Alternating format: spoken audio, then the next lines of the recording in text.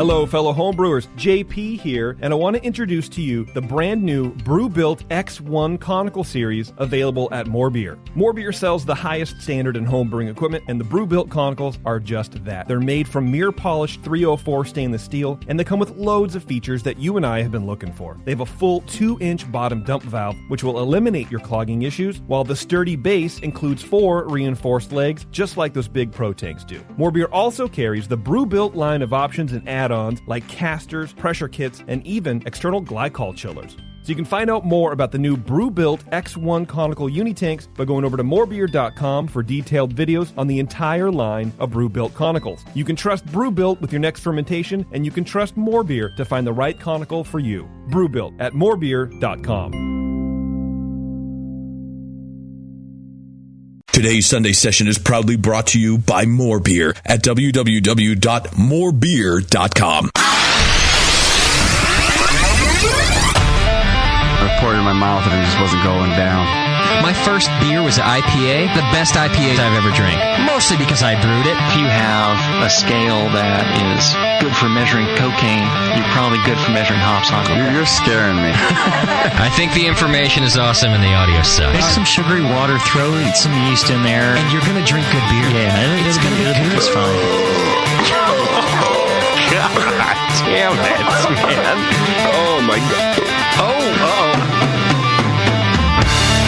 Now, live from the Brewing Network studios in Northern California, this is the radio program for home brewers, craft brewers, beer lovers, and beer geeks. It's your only source for live beer radio that brings expert brewers together with, well, expert drinkers.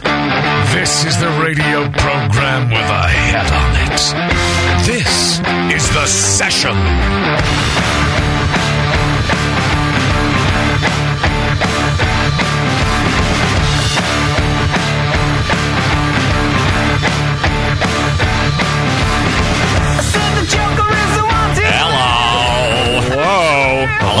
Hello.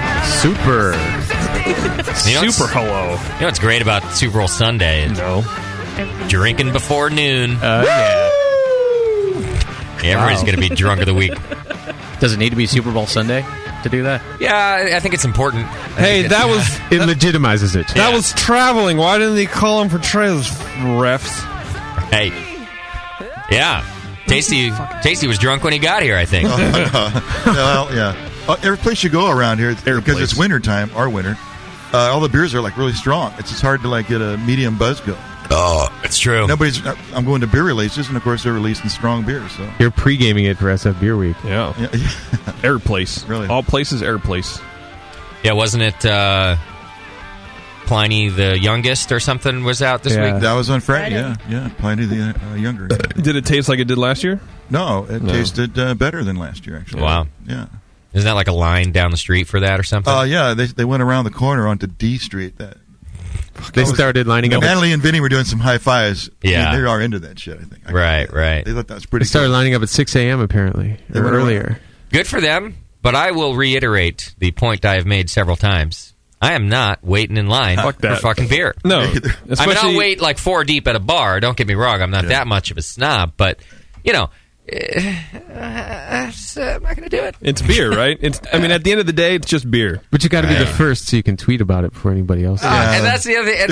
It's about that. You know, fuck you. And then 8 seconds later, someo's going to, forget all about it, and it'll be the next day. No. They're on to the next release that's happening in Iowa or something. Hey, did you get to taste the Pliny the Younger last week? No, I totally missed it. I had to take my mom to the hospital. I had it. You did? I was there. Tell me all about it. What were your tasting notes? I waited in line for 4 hours. I was there at 6 a.m. But your comments on the beer, I would like to know. Well, first of all, I was there at 6 a.m. That's important. Well, but... And, so maybe your palate wasn't the best? Go ahead, continue. Well, I got there really early. I locked my baby in a car. And because I didn't have a sitter, but I had to get to the Pliny the Younger. Well, that's fine. You probably had OnStar, right? I did. I have OnStar. You could have just turned on OnStar and said, "Please watch my baby." I have OnStar, and so I waited in line from 6 a.m. Yes. And there was a lot. There's other people there, But tell me about the beer. I would like to know its aroma and its color compared to the last 5 years, because I have all of those tasting notes. Because beer is very important to who I am. Well, after I got there at 6 a.m. and waited for 4 hours, I did finally get up to the bar. Yeah, yes, please, now continue. And when I got there, Vinny was there. Vinny was right there. Oh, my Vinny God. was at the bar. Did he serve you the beer? Did you talk to him about your impressions I didn't talk of the to beer? Well, I did. I saw him. I didn't talk to him, but I saw him from. Well, he was at the other side of the bar from me, but he was down there. It was definitely Vinny. It was Vinny. Vinny was there. Was he drinking Pliny the Younger? Well, Younger, right? Is that how it's pronounced? I couldn't see because he was really far down at the other end of the bar, but it was definitely Vinny. I'm sure it was Vinny. Well, was he? Sure was he at least appearing to be enjoying the beverage he was consuming? I'm pretty sure. I couldn't see too much. He was facing the other way. He was looking the other way. I only saw the back of his head. I'm positive it was Vinny's head. I'm positive. So when he drank out of his beverage of choice, did his head turn one way or the other? Because I've noticed from watching him, which direction? Back.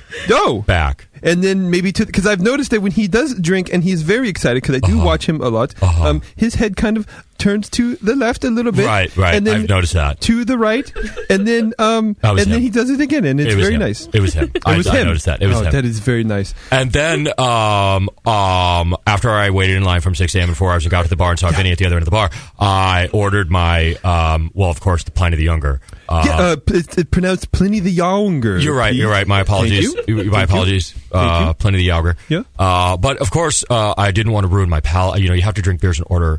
So I started with just a pale ale. I ordered 2 beers at once. I ordered the pale ale and the younger.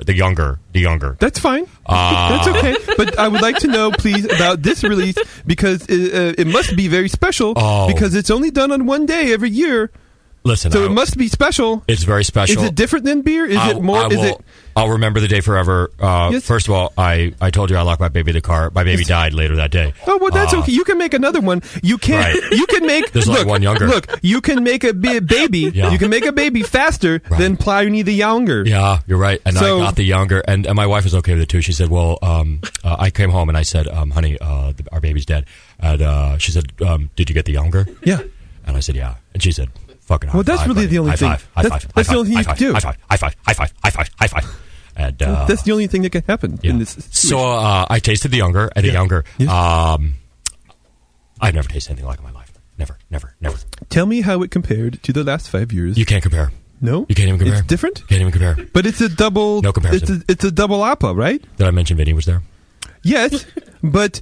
now last year I thought he did have this vestment with dispensing things out of his nipples, and he was talking about going around and dispensing the golden Pliny the Younger from his nipples. I would do it. I would drink it. Was he doing that or was he not? I need to know for my blog. He didn't do it, but I would drink it. I would have drinking it. No. I saw a tweet that he was not even drinking the Younger, that he was drinking Damnation because it was the wrong glass.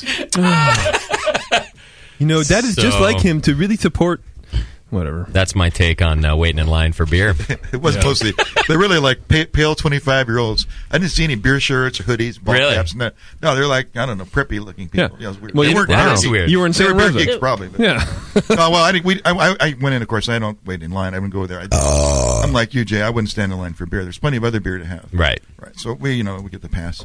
Yeah. And of course, we get in, and I got my wristband and everything. So I went out and looked at the line, see who is it, who's doing this kind of stuff. Yeah, they all look like amateurs to me. Oh, that's interesting. Yeah.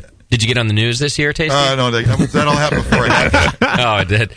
I wouldn't have anyway. I had an escape plan. I made the news, but it was because my baby died in the car. And then I tried making one with it sitting in its own car seat. Oh, dude. Is that too much? That's too much. You know that scene in Trainspotting where they realize that their baby is dead? It looked like that, but a little more bloated from the sun. God. Yeah. That's what Super Bowl Sunday! We got a great show planned for you today. We're talking to Mazen Hajar. He's the founder and CEO of 961 Beer. I think it's the only microbrewery in Lebanon. And those of you fans who have been with us for a long time, you might remember Mazen because we talked to him at the Great American Beer Festival when we used to actually do our shows from the GABF. We talked to him back in 2000. 8, I think it was. And he's a good guy. He's got a really interesting story. We're going to, learn a little bit about what it's like brewing with bombs going off overhead and things like that. I think I remember him telling us that at the GABF. And pretty interesting region to start a craft brewery. Anything in. So, except leave. We're going to talk to Mason about that and find out all about 961 Beer. Yeah. So I'm join the stoked chat about room. this. Yeah, he's an interesting guy. Yeah. You can hit the chat now button, hit the chat button on the homepage, and Susie is in there helping us out today. She'll get your questions over to me. I mean, you talk about craft beer revolutionaries, right? Like, some of these people in craft beer that are just servers. Think that they're like super epic beer, like I'm the spokesperson for beer. You're not doing shit compared to Mason, dude, right? you go to some war-torn area where there's a lot of strife, and you start making craft beer in a desert. Yeah. I mean, I got to think that that's just an insane thing to do, but apparently it's working, and it's working pretty well. So yeah, their growth, we're going to hear a little bit about. They're about to do, something like 60,000 barrels this year. Wow. Wow, that's huge. So those Lebanese, they're liking their craft beer right now. I guess. So it's a good story. So we'll be talking to Mason in just a little while. Get ready for that. A couple of announcements to go through. You guys probably already know the National Homebrewers Conference sold out in 48 like a hours. day or 2. Yeah, it's 2 days. Wow. I think it was 48 hours. 2 days. It just plain sold out. They so that's it. I'd never there's now a wait list. And people do drop out of the NAC. I've heard it happen quite a bit. You think you get the time off, but you can't. Your wife's a bitch. Whatever happens. That's weird. So there is a wait list. I would encourage you if you wanted to go to the conference, I'd go right now over to homebrewersassociation.org and sign up on the wait list. Actually, I guess it's ahaconference.org. But there's still a chance you can make it. I'm going to start scalping these tickets I was going to say, year. there's going to be people selling tickets, right? I mean, just like on Craigslist. No. Homebrewers don't do that. If you end up with extra tickets, somebody always wants to go to the conference. But it's only a matter of time before scalping does start to happen with this event. How many tickets did they sell? I mean, I think 1,500. Wow. 1,500. This is going to be a giant conference. But man. I think that's less than San Diego. It is. San Diego had 1,900. Yeah, don't quote me on all this, but I'm pretty sure that it was a smaller hotel this year. So they knew that they couldn't grow from last year. And if you sell 1,500, then you got to account for the vendors and their tickets. The craft brewers who are going to be there for Pro Night and their tickets, staff, all that nonsense, speakers, judges, you name it. So there's going to be a hell of a lot of people there. It's going to be a good time. The main conference hotel also sold out, as far as I could tell. Wow! But there is still an overflow hotel. So I'm just telling you all this because I've got my recommendation is to get on the wait list. And you can still book your hotel, and they're going to be adding a couple of other overflow hotels, too. So don't worry too much about that. But, wow, 2 days. Good. Yeah. I think that our BNA 7 is going to sell out pretty quickly based on that. I mean, what happened last year, our VIP tickets sold out in like 4 hours. I'm going to have to be careful with that this year. Wow. Yeah. I would if I were you, I would sign up as a recurring donor in the BN Army. Oh. And you're going to get first notice and first dibs on when those BNA 7 tickets go on sale. But you got to be a recurring donor, not a one-time donor. Although I love you also, there's just no way for us to keep track of that email list. But the recurring donors, you're on this email list, and this year we are going to be sending out some notice. So that's just my advice. That's just how it goes. Be smart. Even more bang for your buck that way. You'd be wise to take it. The other thing that you get by becoming a recurring donor, our sponsor of this program, More Beer. You can go over to morebeer.com and check them out. They own the Sunday session. We belong to them. I'm their bitch. Yeah. And what does it make us? If you're my bitches, I guess you're like sub bitches. Bitch by proxy. I'm alpha bitch. Well, I think that'd be Olin and Chris. Chief bitch. Right. You're beta bitch. Right. Yeah. That's true.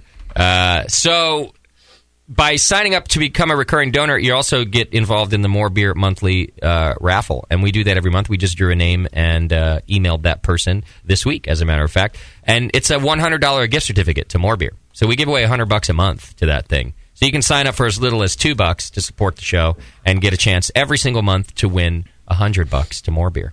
Pretty good. Yeah.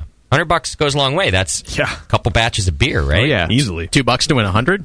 Good odds.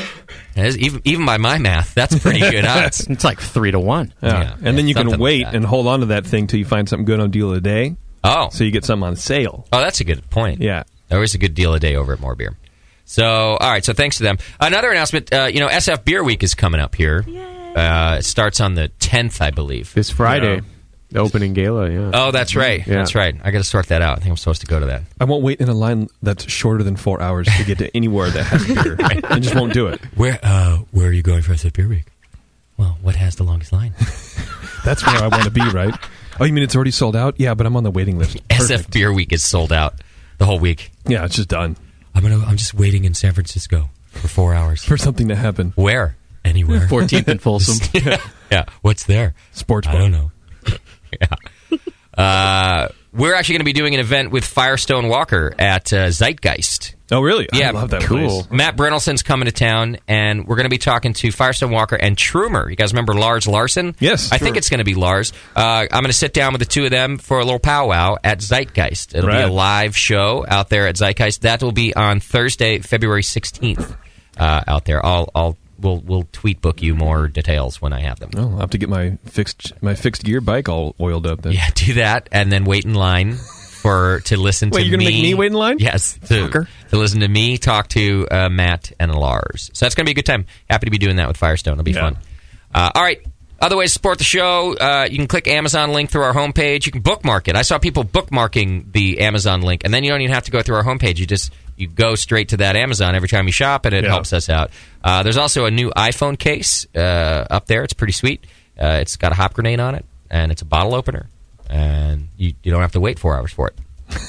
You have to wait a few days, so it's even better than that. Right. There's also shirts and all sorts of things. Those beautiful Anatomy of Homebrew shirts that everybody loves, that everyone's talking about, that you can't get enough of. Yeah. A bunch of those in the store in 2 different colors. Wow. So a lot of things in the store. We have green, like Moscow's wearing if you're watching the camera right now, justin.tv/brewing network. And also brown. I got brown. Green isn't everybody's color. It's not. Especially it's not everybody's color. like on a Sunday morning, for example, after drinking all night. You might not think putting on a green shirt is the best idea. Right. Someone might think you don't even have a shirt on. So we got nice shit brown in there instead. Even better. So go to the store and do that. All right. You can get all these updates and more over on Twitter and...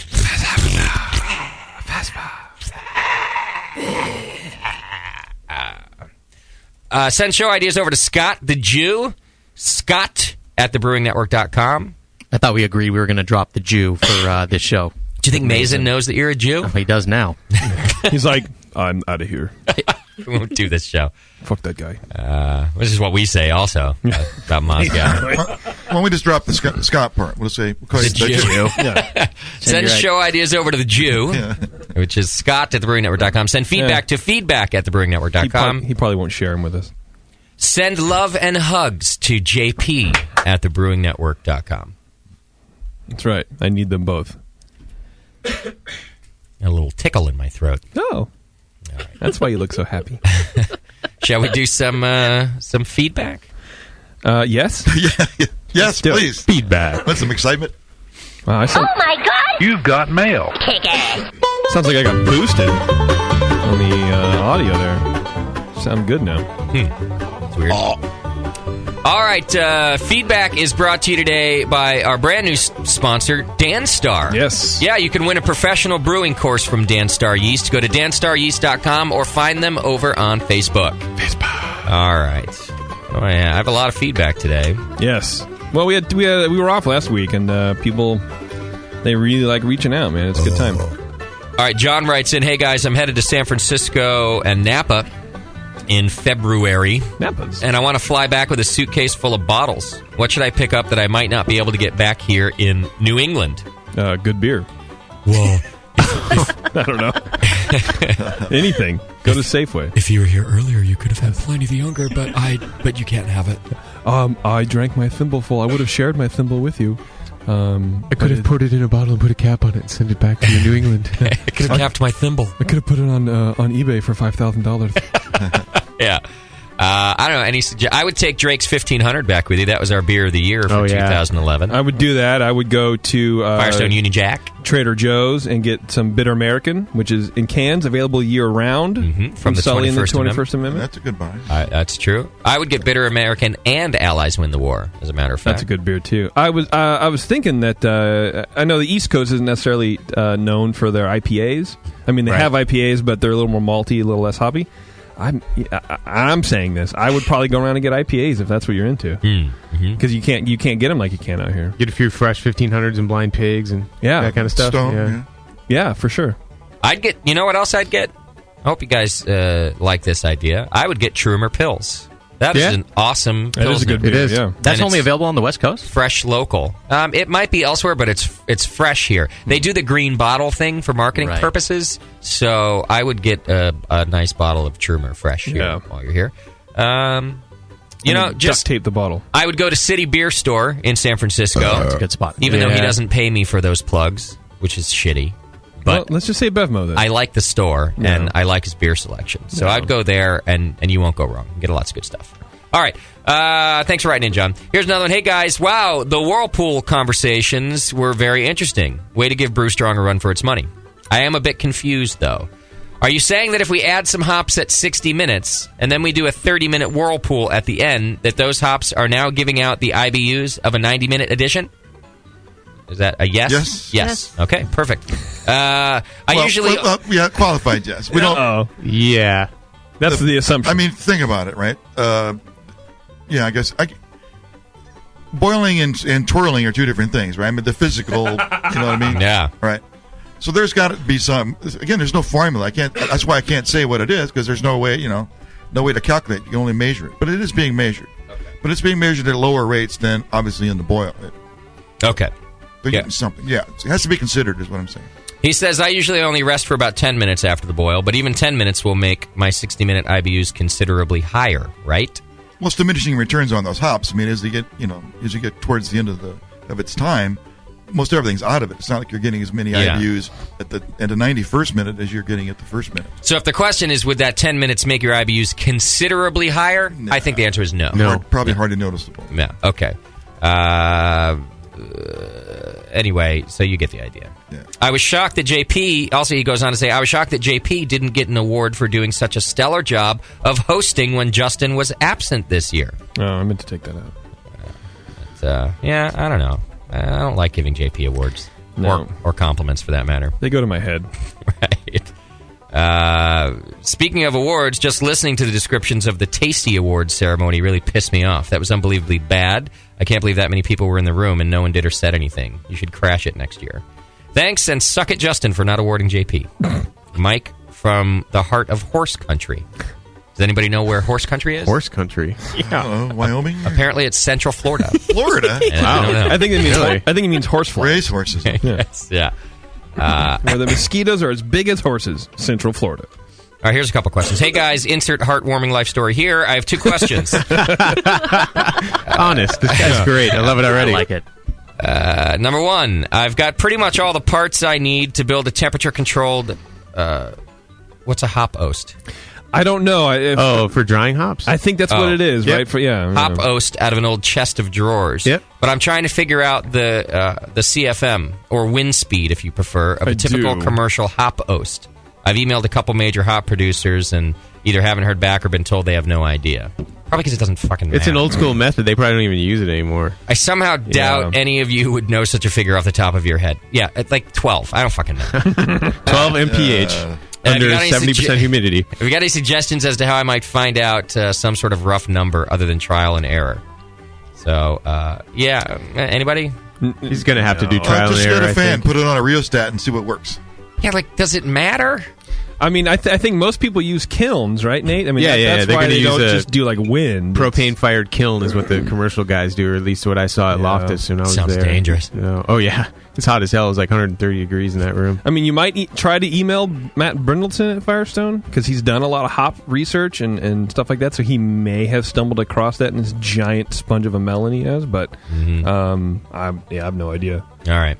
The other question, someone might though. The other question he says is about making hash out of hops. He says bubble bags are popular for making hash out of the cousin, but why not do the same thing for hops? I know most of the commercial producers of hop extracts use liquid CO2, which is pretty impractical for homebrewers.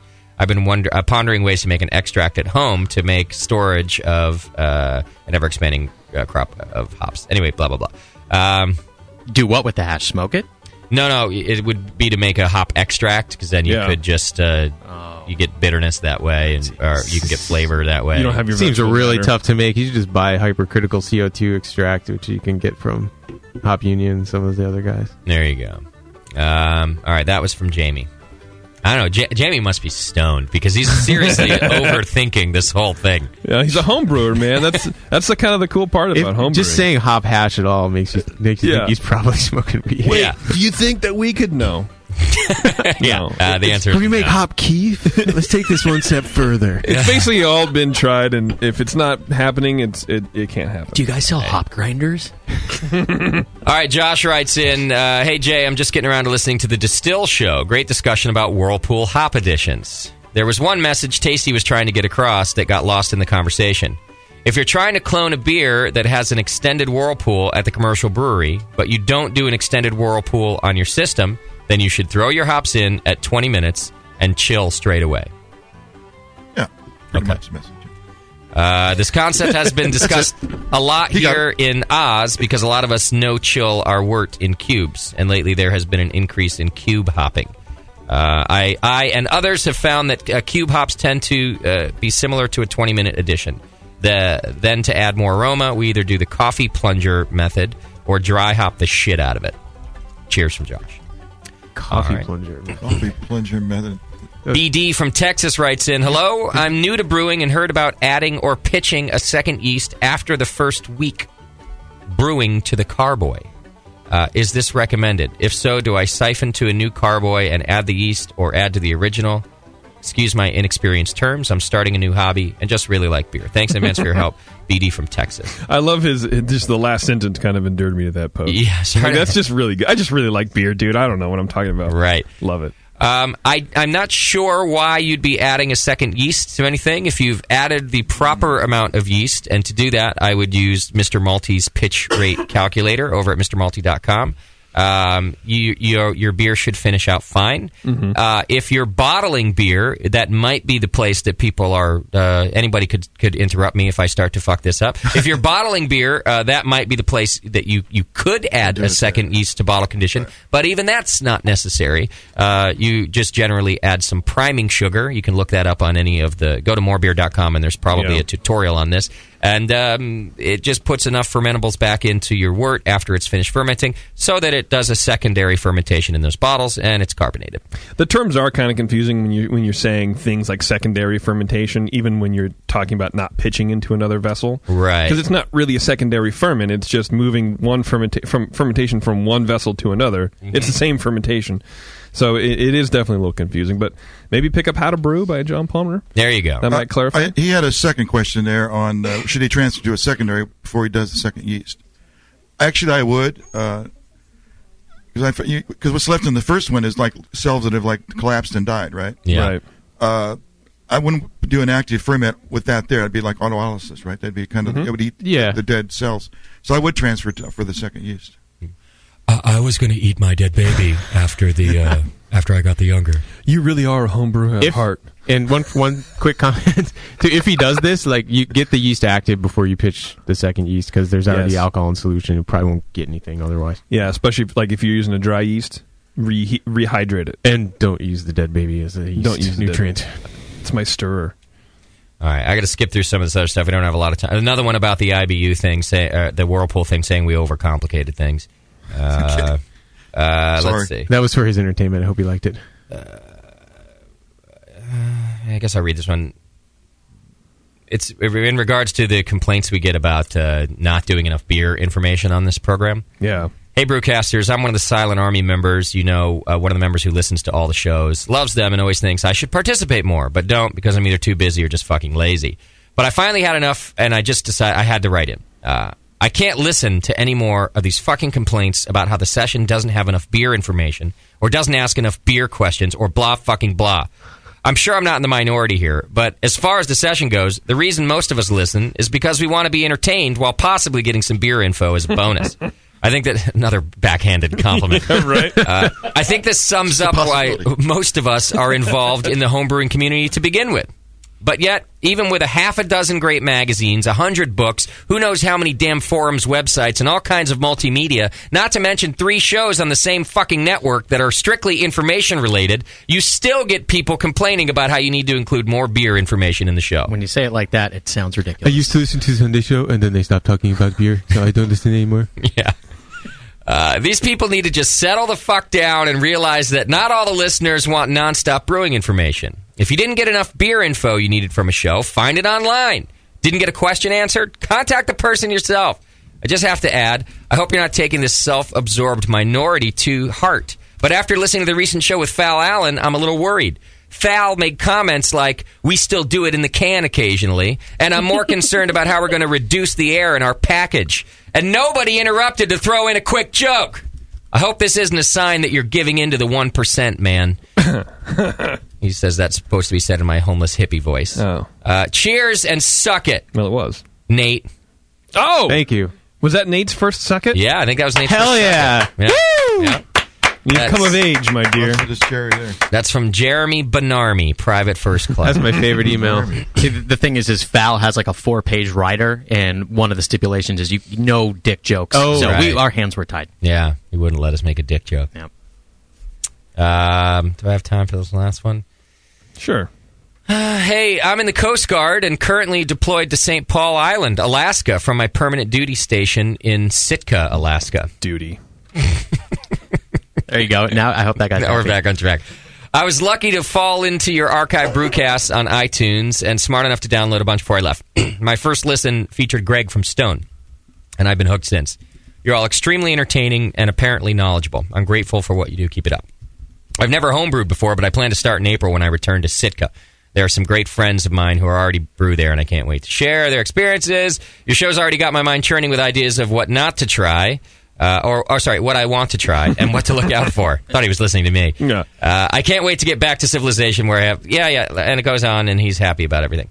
I guess beer's real expensive up there. Yeah, he it says is. Longhammer IPA is like $50 a case. Brew free or die from the 21st Amendment, only $10.95. All right. Yeah. So anyway, that's from Brandon. Brandon, be safe out there in the Coast Guard.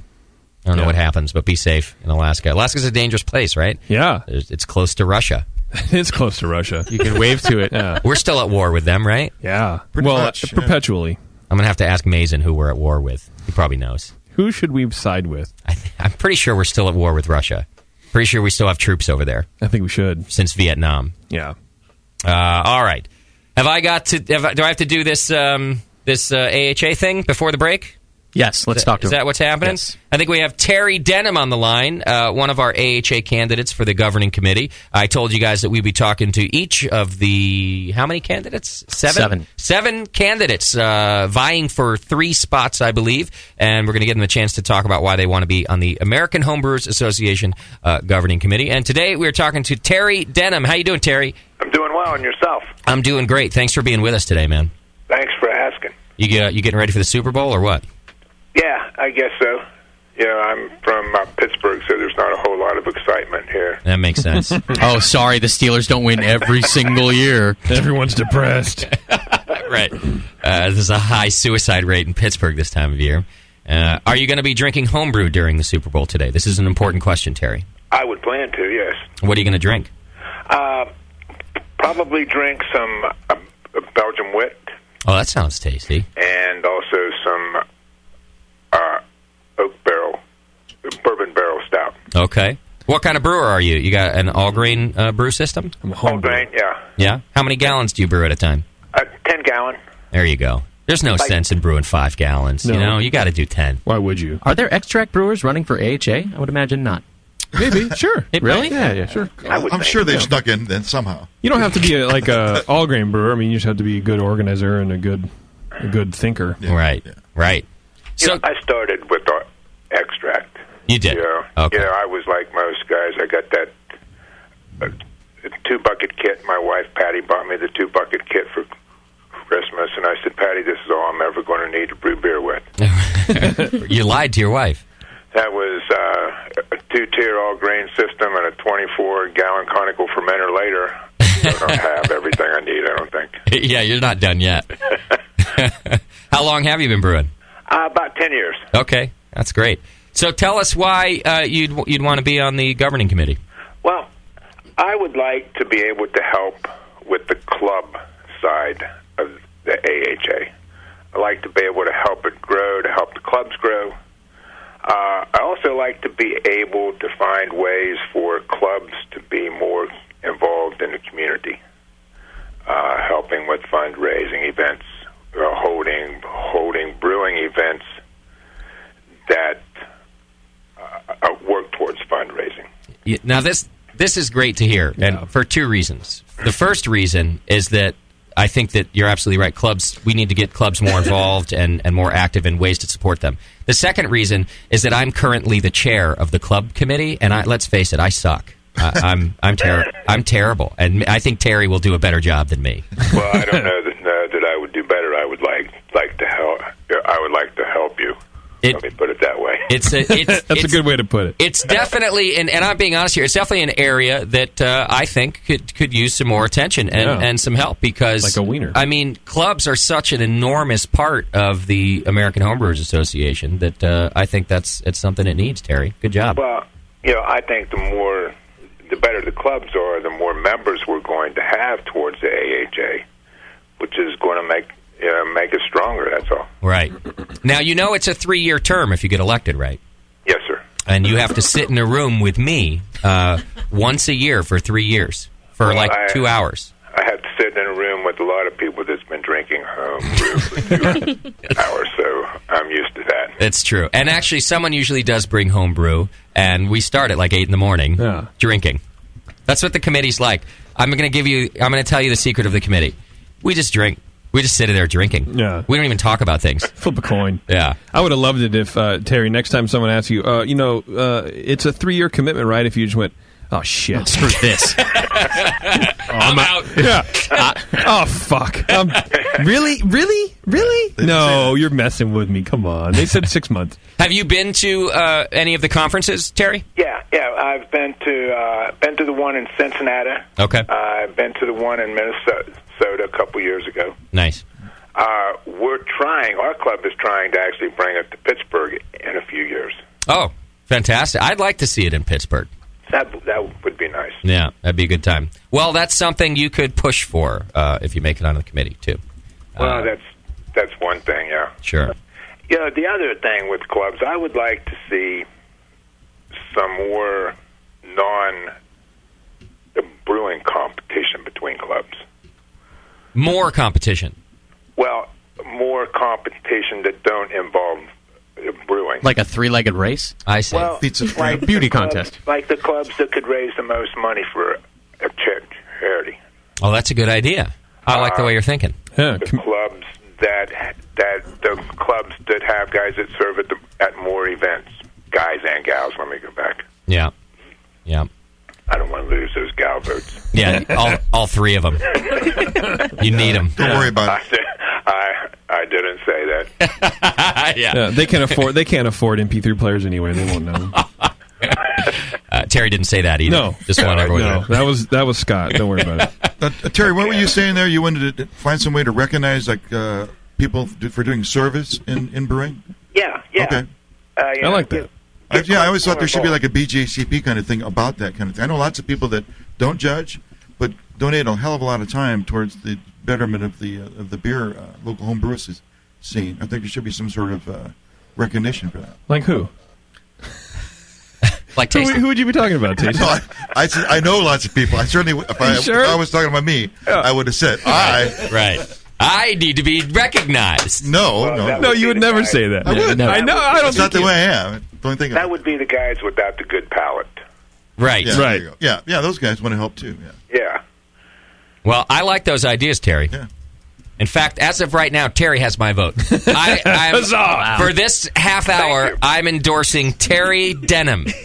Well, that would be 3 votes. Mine, my wife's, and yours. And that's right. You had Susie's vote until you left out girls, and now she's out. Yeah, and I'm a felon, so I can't vote. So you're off to 0. You got 3. Yeah, it's a good start, Terry. Yeah.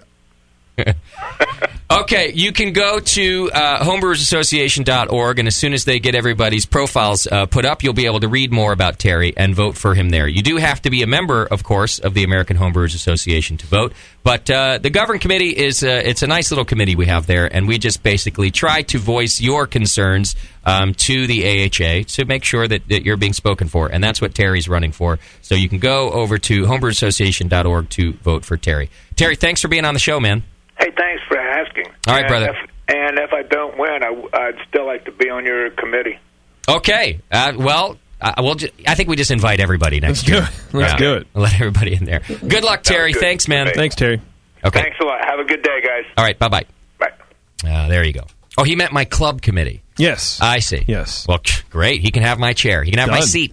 Done. I'll be Terry's VP. You can be honorary president or whatever you want to do. Yeah. You're basically outsourcing your job to Terry. Oh yeah. It's taken me 2 years, but I'm right there. Terry, you want to host a popular Sunday program? What do you think? What's that supposed to mean? Okay. Well, that was a fun first segment, don't you think? That was pretty good. All right. Hey, by the way, Winterfest went off without a hitch. Oh, it was awesome. We sold out of everything like twice. And we resold. I went around collecting people's glasses and sold them again. That's how successful it was. Thank you to everybody for coming out there. JP, you did a great job on the food and vendor organization there. Oh, thank you. And I did a great job on everything else. Yes. I did a great job. I had a great drinking day. I did a great job drinking. You did. Oh, and you made a video, which, by the way, that's right. JP was hilarious in that video. It's on our YouTube page. You can go to youtube.com/brewing network, or is it on your blog? It's the blog, yeah. Check the BN Army blog. You see some pictures in the video, and it's a good video. And JP's funny. You can get as if you need more insight into his life, you can there. And it was just. I want to thank the bands Forest Day and Big Joe Hurt and Purple Haze. Oh man, that guy is unbelievable. So I talked him up on the show, right? You guys had to hear me blab about this guy for a couple weeks. People come up to me the whole time, like all they were saying was, "Dude, you weren't kidding. You were not for the first time. You weren't lying to us." This guy blew everybody away. Even I did that, and you and I, outside of the show, we really don't interact. We don't like to talk to each other, right? And I actually broke that rule and went up to you and was like, "Look, I know this is weird, but this guy's rad." And you're like, "Just whatever," and we went our separate ways. But right. He was amazing. I was talking to Chris Graham, who is a friend of mine, but also a sponsor, and Graham's yapping away to me like he does. Yeah. And the guy starts playing the Star Spangled Banner. And with his teeth. And I turned to our chief sponsor, and was like, "Chris, I'm sorry, you have to shut up now. This guy is doing the Star Spangled Banner just like Jimmy right now." Right. And Chris understood. Yeah. He dropped his sponsorship, but he understood. But Olin gave it back to us. Then I found Olin drunk, and he gave it back. Just signed something. All right. Right. All right, we got to take a quick break. You can announce Twitter game right when we come back. Do it. Here's Forest Day, who headlined the fest and just blew everybody away. Yeah.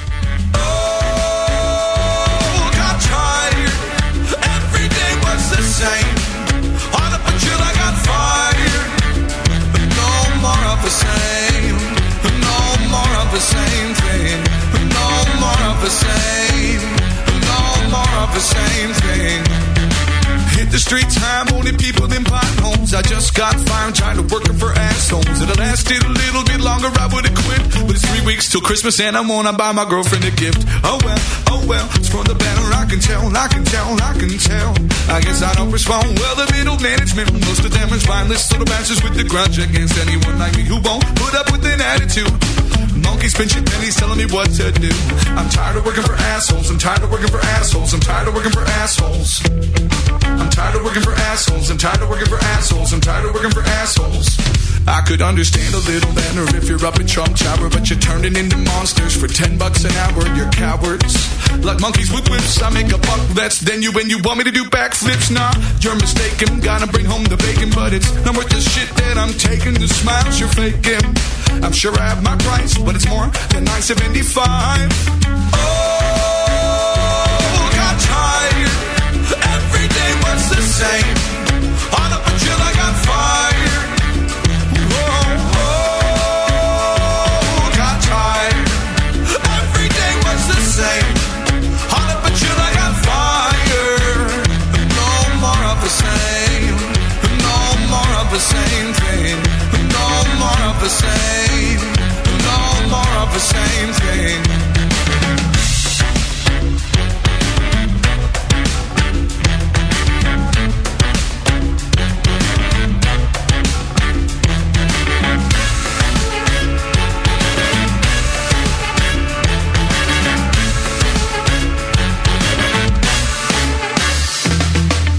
I'm too broke, but I need a vacation. I could save up some money, but I'm way too impatient. I know that a weekend away's within my reach. Cause Yankee's got a buddy who can put me in a room on the beach. No fee, just food and gasoline, gasoline, gasoline. Just gotta hop a couple hurdles that could make it hard. A small check, insure and register my car. I know I'll just put it on a credit card. Get a job, make minimum payments, still but you were start. I'm tired of working for assholes. I'm tired of working for assholes. I'm tired of working for assholes. I'm tired of working for assholes. I'm tired of working for assholes. I'm tired of working for assholes. Freedom at last. I got a pack of cigarettes, a 12-pack of pants, and I'm set with the materials I need to forget. I told my girlfriend the news and she isn't even upset. She's the best, bless her little soul. When she gets home, dinner's ready and I'll pack her a bowl. I'll pack my lady a bowl. Got tired. Every day was the same.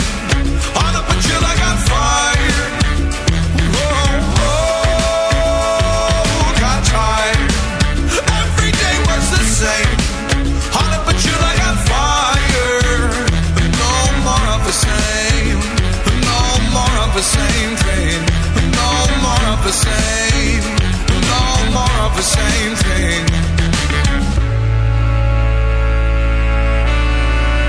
Since the first time the Brewing Network microphones turned on, More Beer was behind it. More Beer sponsors the programming on the BN because, like you, they love brewing. And like the Brewing Network, they love sharing their knowledge. Morebeer.com isn't just a website to place your next equipment or ingredient order. Morebeer.com also gives you access to free beer information that will make you a better brewer. Go to morebeer.com and click into the Learning Center. You'll find podcasts, technical facts, video tutorials, and more, including access to The Buzz, More Beer's social network of more than 5,000 members. And some of them might even be crazier about beer than you are. Get over to morebeer.com today and take advantage of The Buzz, the forum, the Learning Center, and make sure you're signed up to receive the newest More Beer catalog. More Beer, bringing you absolutely everything for beer making. Hi, I'm Jamel Zainasheff, and in addition to my work on the Brewing Network, I write the Style Profile column in every issue of Brew Your Own magazine. Hi, I'm Sean Paxton, and when I'm not prepping for the Home Brewed Chef on the Brewing Network, you can find me writing articles on how to cook with your home brew for Brew Your Own magazine. Greetings, cretins. This is John Palmer, and when I'm not writing for Brew Your Own, I'm reading it. John Palmer, Sean Paxton, Jamil Zainasheff. If you love listening to them on the Brewing Network, you'll love reading their articles, tips, and recipes in the pages of Brew Your Own magazine. Join Jamil, John, and Sean 8 times a year in Brew Your Own. And when you subscribe to BYO on the Brewing Network website, half of your subscription price goes right back to the BN to support great beer and food programming. So sign up for Brew Your Own magazine through the BN website today so you can listen and read your way to better homebrew. Nico, listen, our lawyers said that we had to do this for 1 hour, and after this, we don't have to talk to each other for 3 more months to the next meeting. Kids, come on, let's get out of here. I'm supposed to have more lines. I'm the professional. Hey, it's Sully. And I'm Nico. And we opened the 21st Amendment 9 years ago at 563 2nd Street in San Francisco, just 2 blocks from Giants Park, to make great beer and have a great time doing it. That's right, because to us, the 21st Amendment is more than just the right to make beer. It's the right to experiment, to be innovative, and just do things differently. And so now, we're putting our craft beer in cans. That's right, cans. You can find our world-famous Hell or High Watermelon Wheat Beer and Brew Free or Die IPA throughout California and Alaska. And now it's also available on draft at select accounts in the Bay Area. So next time you're at your local neighborhood pub or good beer store, be sure to ask for 21st Amendment in cans. Because everyone likes it in the can. Tasty crack cans. Tasty crack can.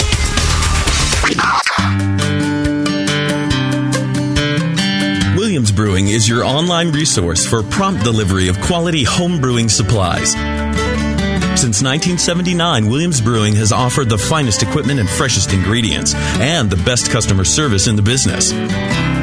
Cut hours off your brewing sessions by using one of their 11 varieties of famous Williams malt extract.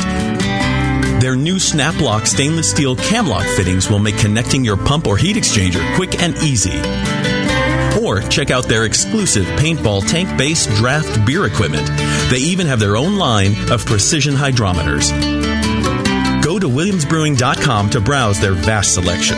That's williamsbrewing.com. Orders placed by 4 p.m. Pacific Time weekdays ship the same day. Brewing is easy. The Williams way. This is www.thebrewingnetwork.com. Sit down next to it, grab yourself a paper towel, and watch those yeast have sex. You're listening to the Brewing Network.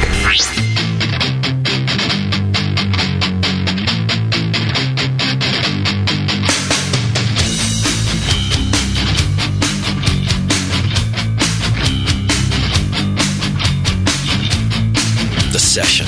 Brewing up our next batch of radio gold. Right now. Yeah, baby. Welcome back to the program. Thanks for sticking with us. A lot to get to today on our Super Bowl show. Big day in sports. The Celtics versus the Padres. And it's going to be awesome. It's going to be a good day. It's going to be a pitcher's duel, I'm pretty sure. Defensive teams, you know. It's very important to me, this day, this game, this match. Well, it's more of a lifestyle, really, than anything. What is it called? Tourney?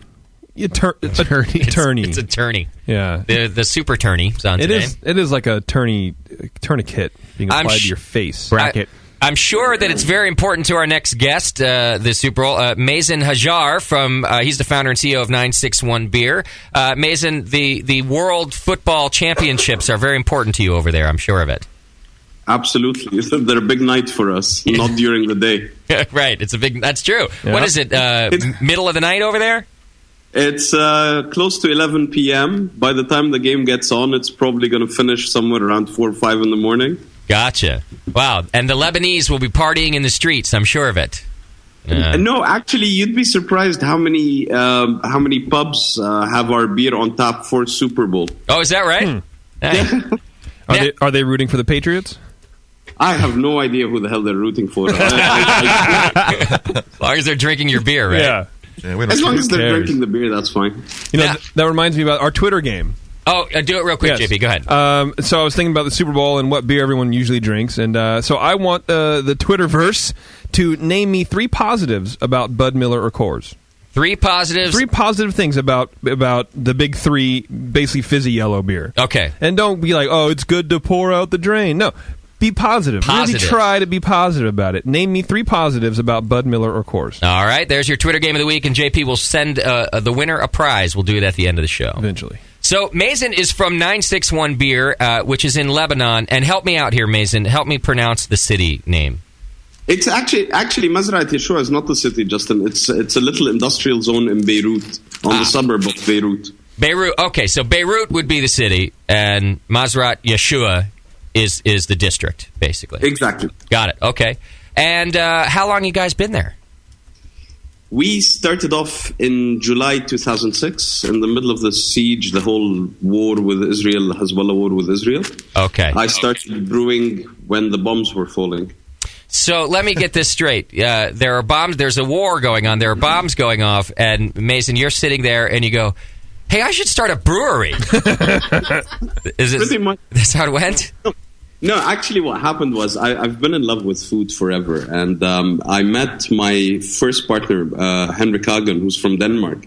He was on a tourism trip to Beirut. And we were having dinner one day casually. And he said, okay, you keep complaining about your corporate lifestyle. What do you want to do? And I said, I want to brew beer. That was the end of the conversation.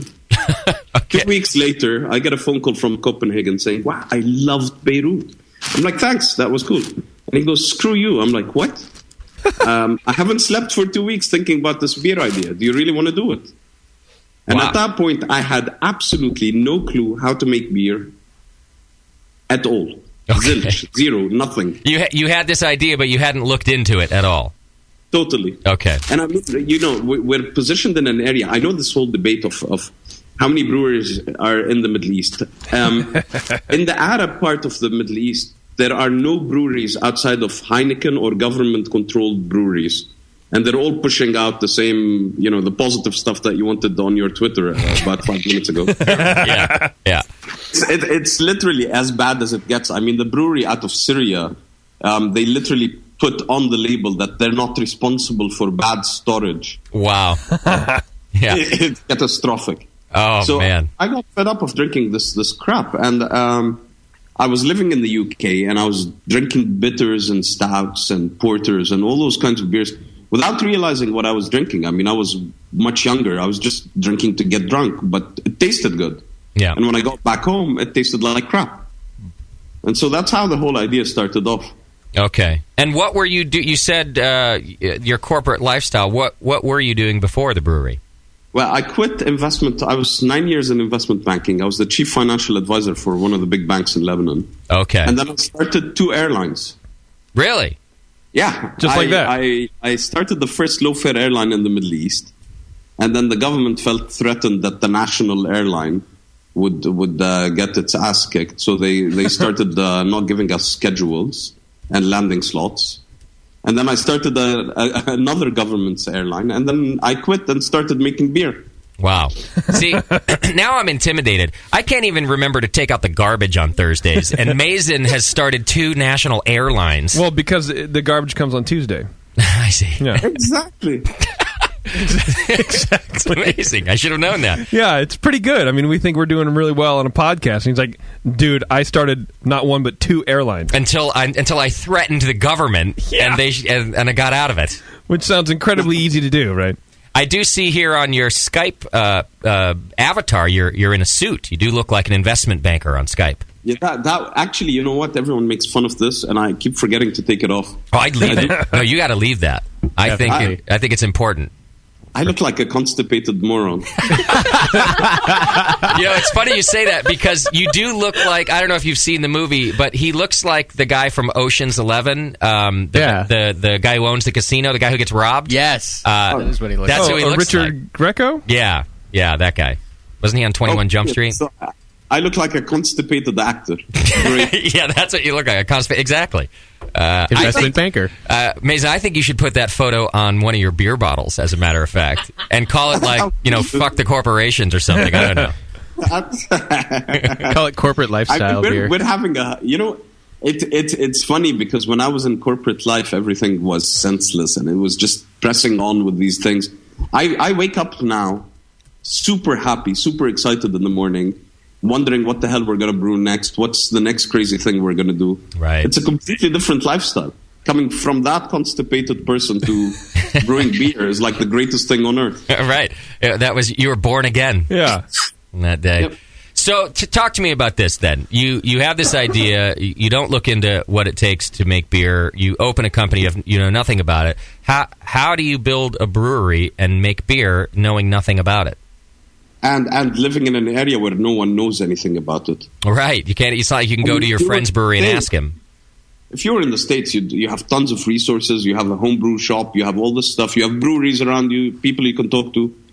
in our part of the world, there's the Heineken brewery, and the guy who fills the kegs doesn't know how to connect a draft system. That's how specialized they are in their little departments. Wow. I see, yeah. So there's absolutely no technical background there anywhere.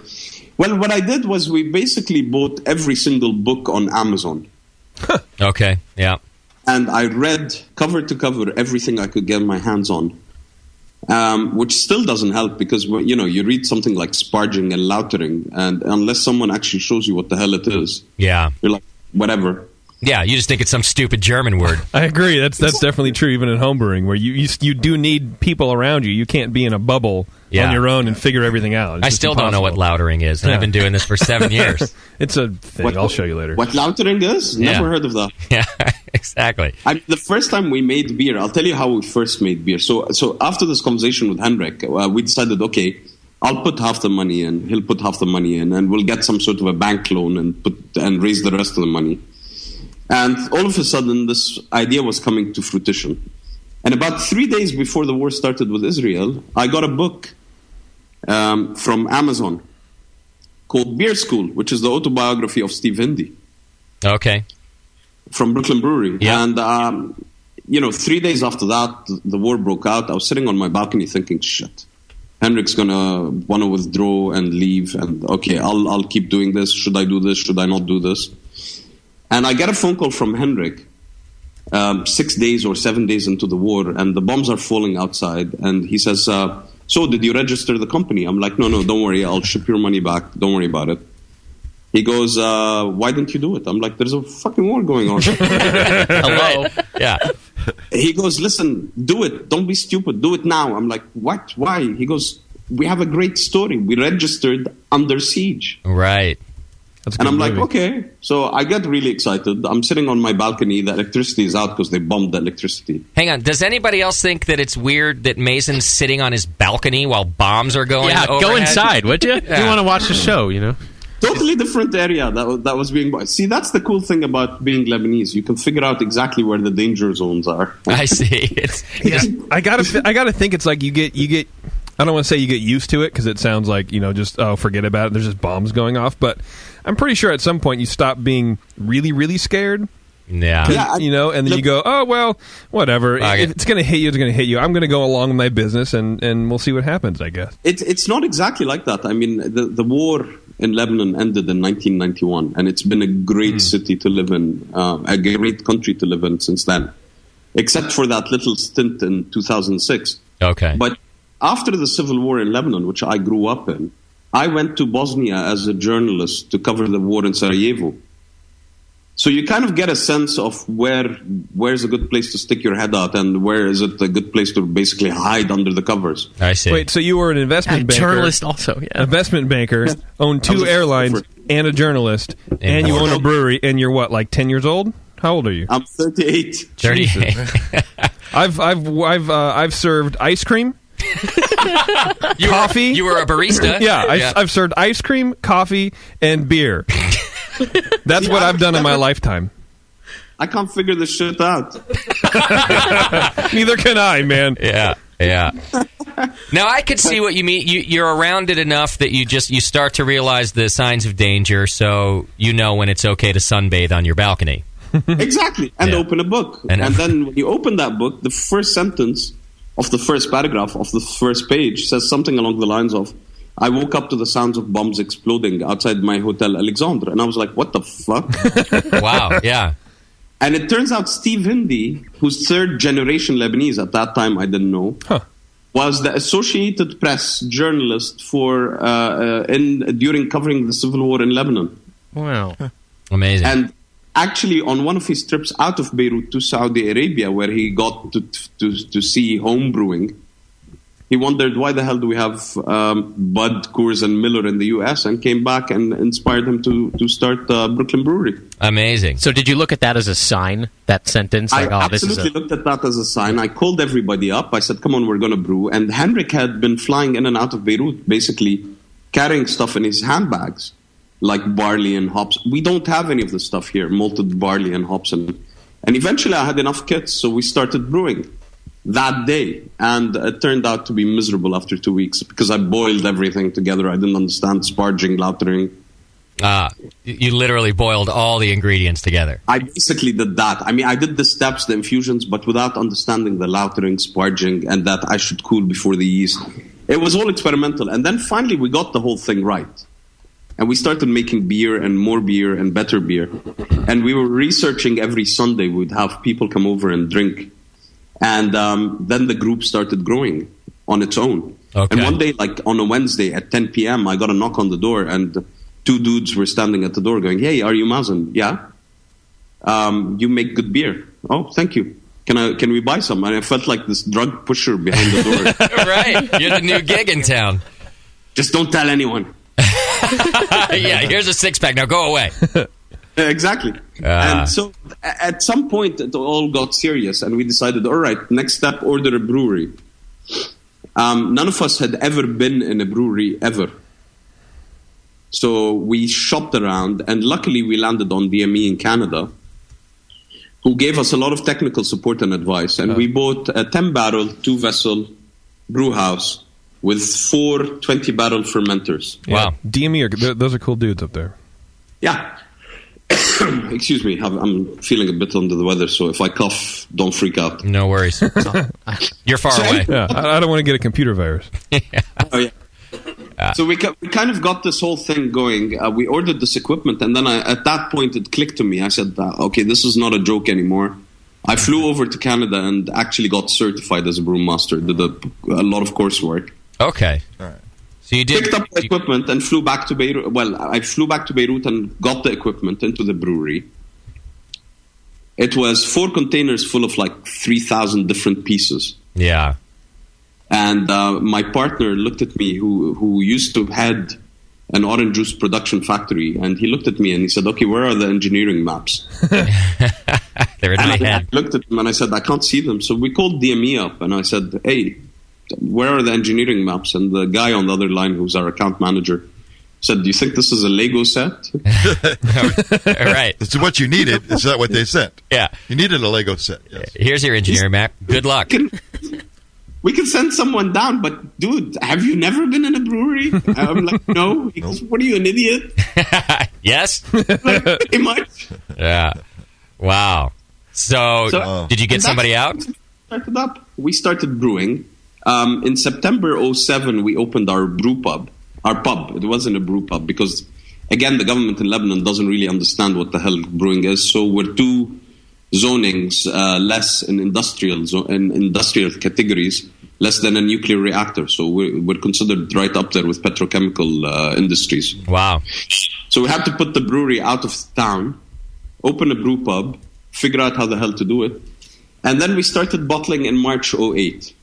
We were doing about 200,000 bottles a year. Did you have a bottling line for that? Yeah, we actually bought a bottling line. Okay. All right. That's a lot of bottles of beer. Sorry? That's a lot of bottles of beer in the first year. Yeah. Good Lord.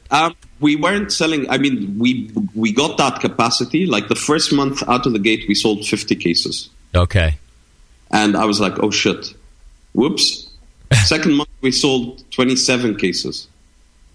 I was like, oh, my God, we're dead. Third month, 20 cases. And then all of a sudden, I don't know what the hell happened. And demand started picking up. And soon enough, we couldn't supply the bar. So by March 2008, we had to close down the bar. Huh. Or sorry, March 2009, we had to close down the bar a year and a half later. Okay. Because literally we sold the last pint that we had kegged. And is this just word of mouth growth, or are you advertising? How are people finding it? Zero ads. Okay, yeah. So by 2009, we were operating at capacity and getting all this international interest. I mean, we got covered on CNN, BBC, whatever. At Brewing Network. Yeah. Brewing Network, definitely. Twice already. Yeah. Right. And we were getting all this demand, but we just couldn't grow. I mean, physically, our brewery didn't have a toilet. We had to go to the toilet at our neighbors.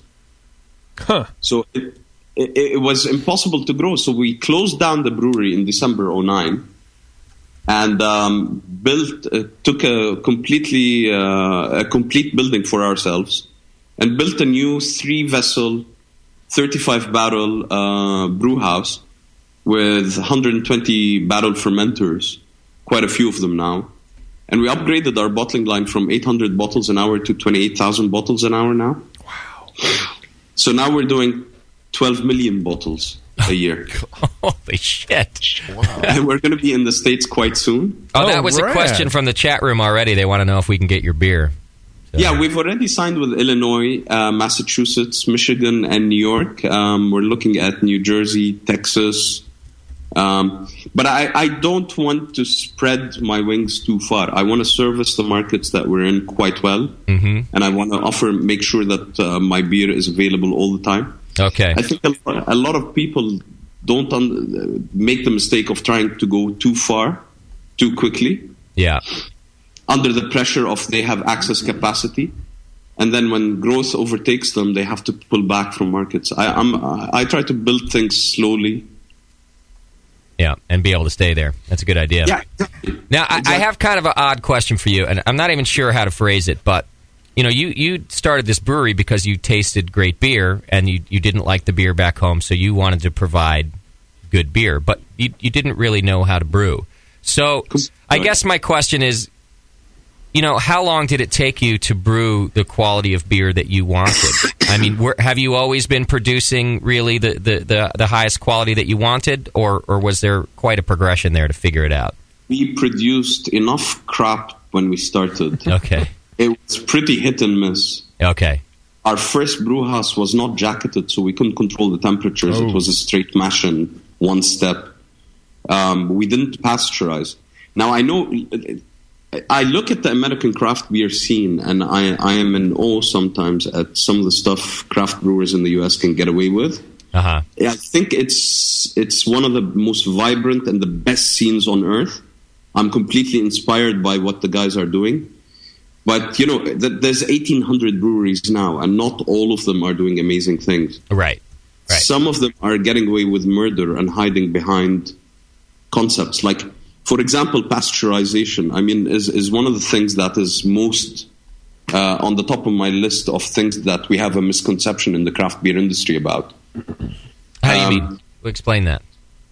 Well, pasteurization is a very expensive process. You need to really spend a lot of money to get the equipment in. And it does change the flavor of the beer. Yeah. If you do not manage your process properly. If you manage your dissolved oxygen and you manage the whole process down the line properly, it shouldn't affect the taste of your beer. Of course, it will force the beer to age much quicker. But in the end, if you want to send beer and be sure that your consumers will all have the same experience, you've got to pasteurize. I see. One of the biggest issues I hear from my friends in the craft beer industry is, my distributor messed up, didn't cool this stock, and it went to I don't know who and tasted like crap. Yeah. Well, that's one thing. In the end, as brewers, we have to provide a consistent and good experience to the drinkers out there. Right. And if you go to a bar and you have a great experience, and you go and try this same beer, same batch in another bar and it tastes like crap, then as brewers, we're doing something wrong.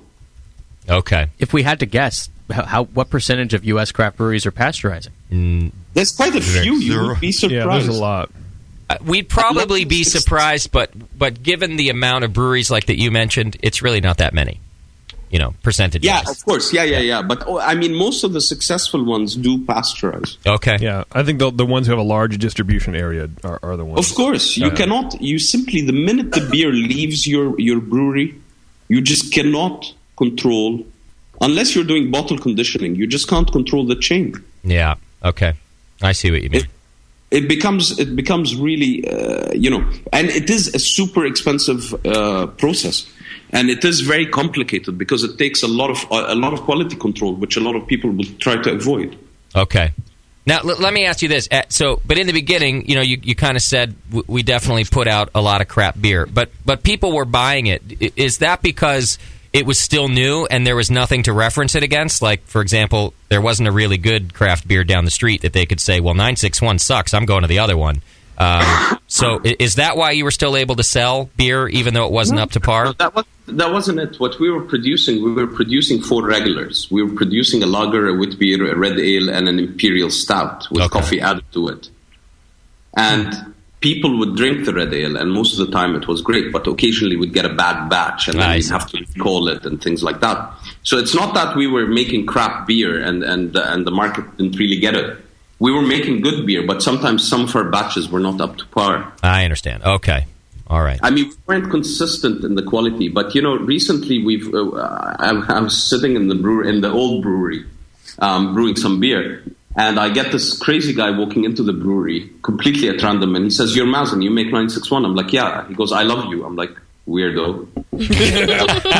Right. Sounds like us. I'm like, "What do you do?" He goes, "I make Chimay." I'm like, "I love you." Right. Wow. And turns out he's a Lebanese guy who was studying in Belgium and worked for Chimay as a brewmaster. And he said something very, very, very, very fundamental to me. He said he had taken the Heineken subsidiaries beer to Chimay to the tasting panel with all the monks, and they laughed him off the table. And then he took our beer and they loved it, and so he felt really proud. And 2 weeks later, I made the guy an offer, and he now works for us full time. Oh, that's fantastic. That's a good story. Yeah, I mean, he moved down from Belgium down to Beirut to work for us now. Same place, basically. Yeah, that's amazing. Very nice. I mean, the question of whether we got the quality right every time. We didn't, but we learned, and it took us 5 years, and we're still learning. I mean, we're just about to release a new beer called we've got a new label called the Brewmaster Select. Uh-huh. And the idea behind this label is that it's a celebration of Lebanese flavor. So as I was doing more and more research into beer, I actually discovered that we were the people that bloody invented beer. Yeah. So it's kind of a homecoming of beer back to Lebanon. Yeah, I like that. Beer found 9,000 BC in this region, in this part of the world.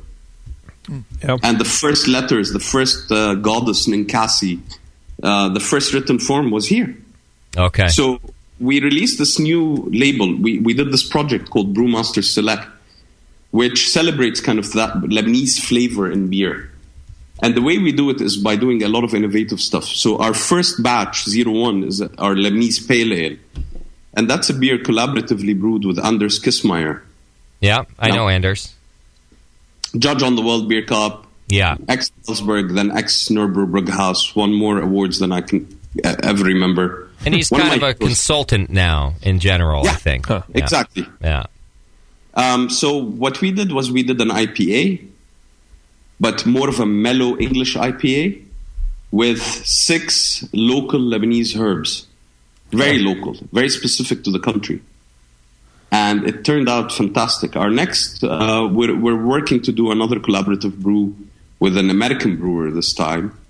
And we're doing our third batch is going to be a collaborative brew with a Lebanese winery. Okay.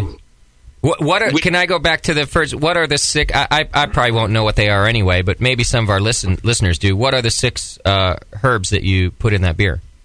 We used wild thyme, which in Lebanon is called zatar. Okay. It's a very unique species of thyme. Sumac, which is the sour red herb. We used the anise. Yeah. Chamomile. Okay. Chamomile. Sorry, I'm intertwining here between French and English. That's all right. Sage and wild mint. That is a lot of strong sensory spice herbs to put into one beer. It sounds like it'd be really challenging to layer them. I mean, because you want each individual spice to come through, I imagine. So that would take a delicate hand.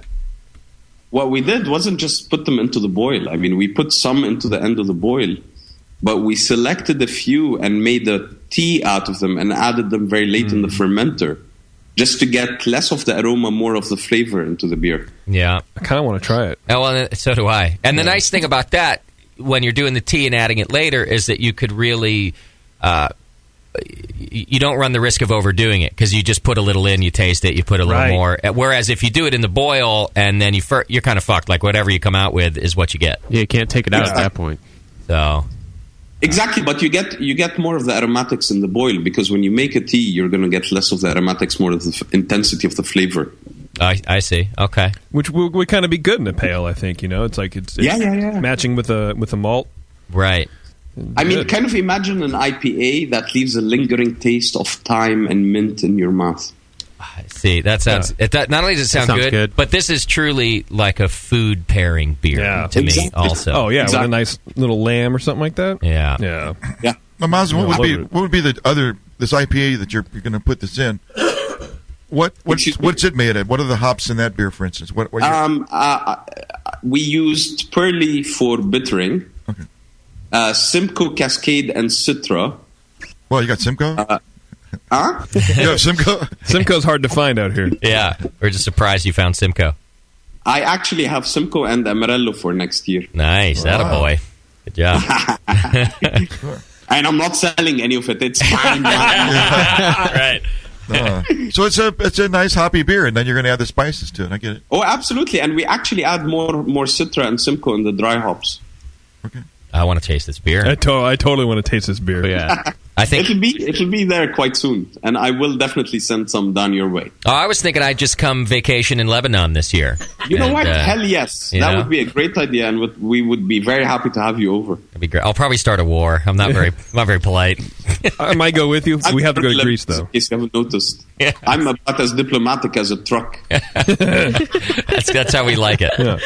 I do have, but I want to talk to you more about the beer. I did have a listener question come through, though, that I wanted to go back to quickly. Okay. I don't know much about the Middle East. I'll be honest with you. But this question coming from one of our listeners in the chat room says, how do you go about selling beer in an Islamic country, thinking that that alcohol might be outlawed in certain areas by Islamic law? Right, but you have to remember, Lebanon is half Christian, half Muslim. I see. But you're not. Are you just selling beer in Lebanon? No. I mean, look, there's a big misconception about the Middle East that it's this big Islamic mess. Okay. Which is like saying the U.S. is a bunch of cowboys sitting on a horse lassoing cattle. Well, actually, it's at least partly true. I was just doing that on my way over here. Yeah. Actually, I just took off my towel. Yeah. He just got out of his flight training and took off his towel. Yeah, I just came out of my camel here. No, yeah. I mean, my wife had to rub my lamp so I can come out of it and talk to you guys. Right. Stereotypes are funny. I know. What do you mean? My wife was rubbing my? Oh, I don't know.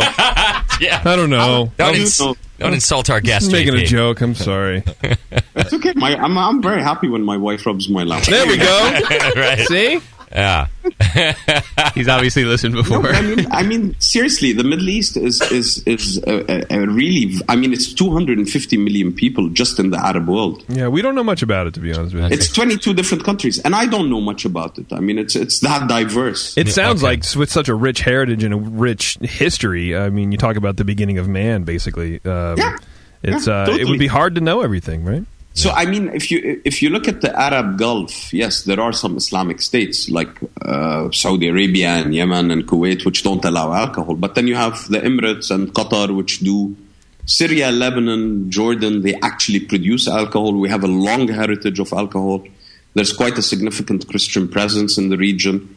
Lebanon has always been about coexistence between religions, which is why that stint of the civil war was such a catastrophe for us. I see. But now we're back. I mean, the country is literally swarming with... We have 18 different religions here.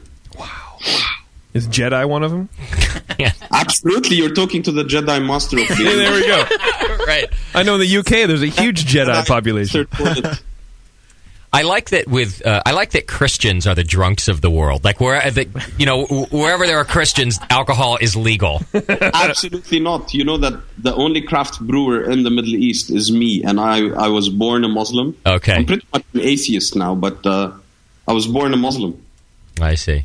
He says pretty much an atheist. You know what that means? That means if he's about to die, he starts praying to God. Yeah. Oh, I would too. So would I. Sure. You never know. Maybe he exists. Right. Yeah. You can't blame Allah for you want to hedge your bets just in case. Just in case. Exactly. Just say, everybody, look. I don't know. You've made it really hard. Just accept me wherever I go. That's the reputation that wherever there are Christians, it's liberal. But I mean, in Lebanon, I'm the wacky Muslim who's making beer. I love it. I really like it, man. I would love to see you in action out there, and the community grow around it. Right? That's just cool. It is growing, but you know what? It's been a very, very hard trip. When you talk about the local brewer here has had a monopoly for 85 years. So when you tell people. Well, the biggest problem we have is when we put our beer on the supermarket shelves. People walk in, and if they don't know our beer, they assume they're going to get a beer like a Heineken. Oh, yeah. And if you don't kind of tell them this is a malty, hoppy, blah, blah, blah beer, they're going to taste it and go, it's off. No thanks. Don't like it. Give me a Heineken. Yeah, the education, and we had to go through that here too. But I could really see what you mean. The education has to come first, or people, they'll tell you, oh, you screwed that beer up. You know? Exactly. They go, oh, it's terrible. Are you sure you wanted the sediment in the bottom of the bottle? Isn't it off? Right. Yeah. All right, I got to do this. I want to talk more about this and how you go about the education, but I just got to take a quick break and take care of some sponsors. Sure. So hang in there 1 second, and we're talking to Mazen from 961 Beer. You can go to 961beer.com right now and check out the beers that we're talking about and ask questions yourself when we come back. So hang in there. It's The Session. We'll be right back. A vial of White Labs yeast is the key to your best beer. When you open a vial of White Labs yeast, you're giving your beer its best chance for a perfect fermentation. In addition to their already incredible variety of yeasts, White Labs is proud to announce WLP90, San Diego's super yeast, now available year-round. WLP90 is super clean, super fast fermenting, with low esters and has a neutral flavor and aroma profile. It's alcohol tolerant and highly flocculent.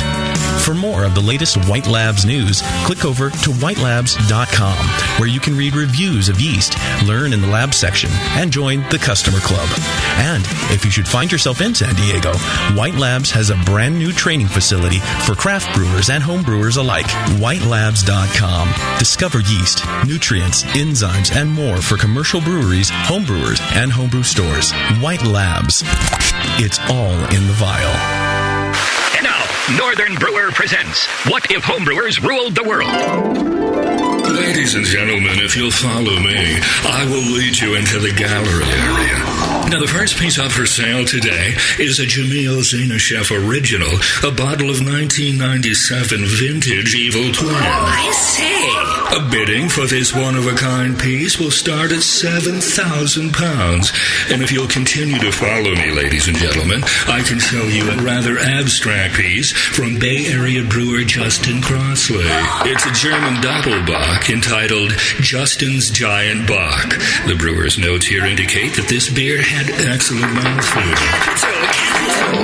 That's just a crazy dream, or is it? With Northern Brewer, a thirsty nation can craft its own ale and lager for the greater good of mankind. Northern Brewer, the home of $7.99 Brew Saver shipping, superior customer service, and the finest selection of home brewing goods for the future.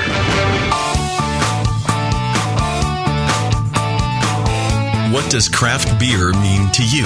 Is it a delicious way to support your town's local brewer? Or perhaps it's the perfect beverage to pair with those delicious meals at your favorite restaurant and at home. Regardless of whether you're thinking of pints or pairings, pilsners or porters, craftbeer.com is the site where craft beer lovers come together to learn and share. Craftbeer.com is brought to you by the Brewers Association and celebrates the best of American craft beer and its brewers. Craftbeer.com is the best place to find craft beer events, recipes, great feature stories, the most up-to-date brewery listings, and resources for your next beer tasting or dinner, like style guidelines, pairing mats, and charts. Get the inside scoop on new beer releases and special events from today's craft beer insiders, and chime in to share your own knowledge, perfect pairings, road trips, recipes, and more. Craftbeer.com, celebrating the best of American beer.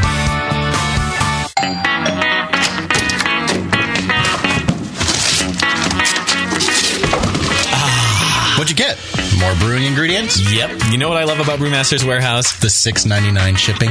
Well, yeah, but... the in-store classes for beginning brewers. Yeah, that's cool, but... The Brew Builder. Creating and saving your recipes online is awesome! No, yes, but... The cheese-making supplies. No. Oh, the wine-making supplies. Oh, the distilling equipment and liquor flavorings. All that stuff is awesome, yes, but what I really love is that the guy who runs it is totally hot. And that Brew Builder software is awesome. Oh, yeah. Brewmaster's Warehouse brings you flat rate shipping on great equipment and ingredients to make beer, wine, cheese, and spirits at brewmasterswarehouse.com. And if you're in Georgia, stop by Brewmaster's Warehouse Monday through Saturday from 10 to 6. Visit brewmasterswarehouse.com today because it's totally hot. Oh, yeah. What's funny is brewers will say, yeah, I don't brew to style. I'm brewing my own beer. And it's like a German Pilsner, but it's black. Yeah, it's a sports beer. You know? The home of live beer radio. TheBrewingNetwork.com. Because like beer, radio shouldn't suck. You're listening to The Session.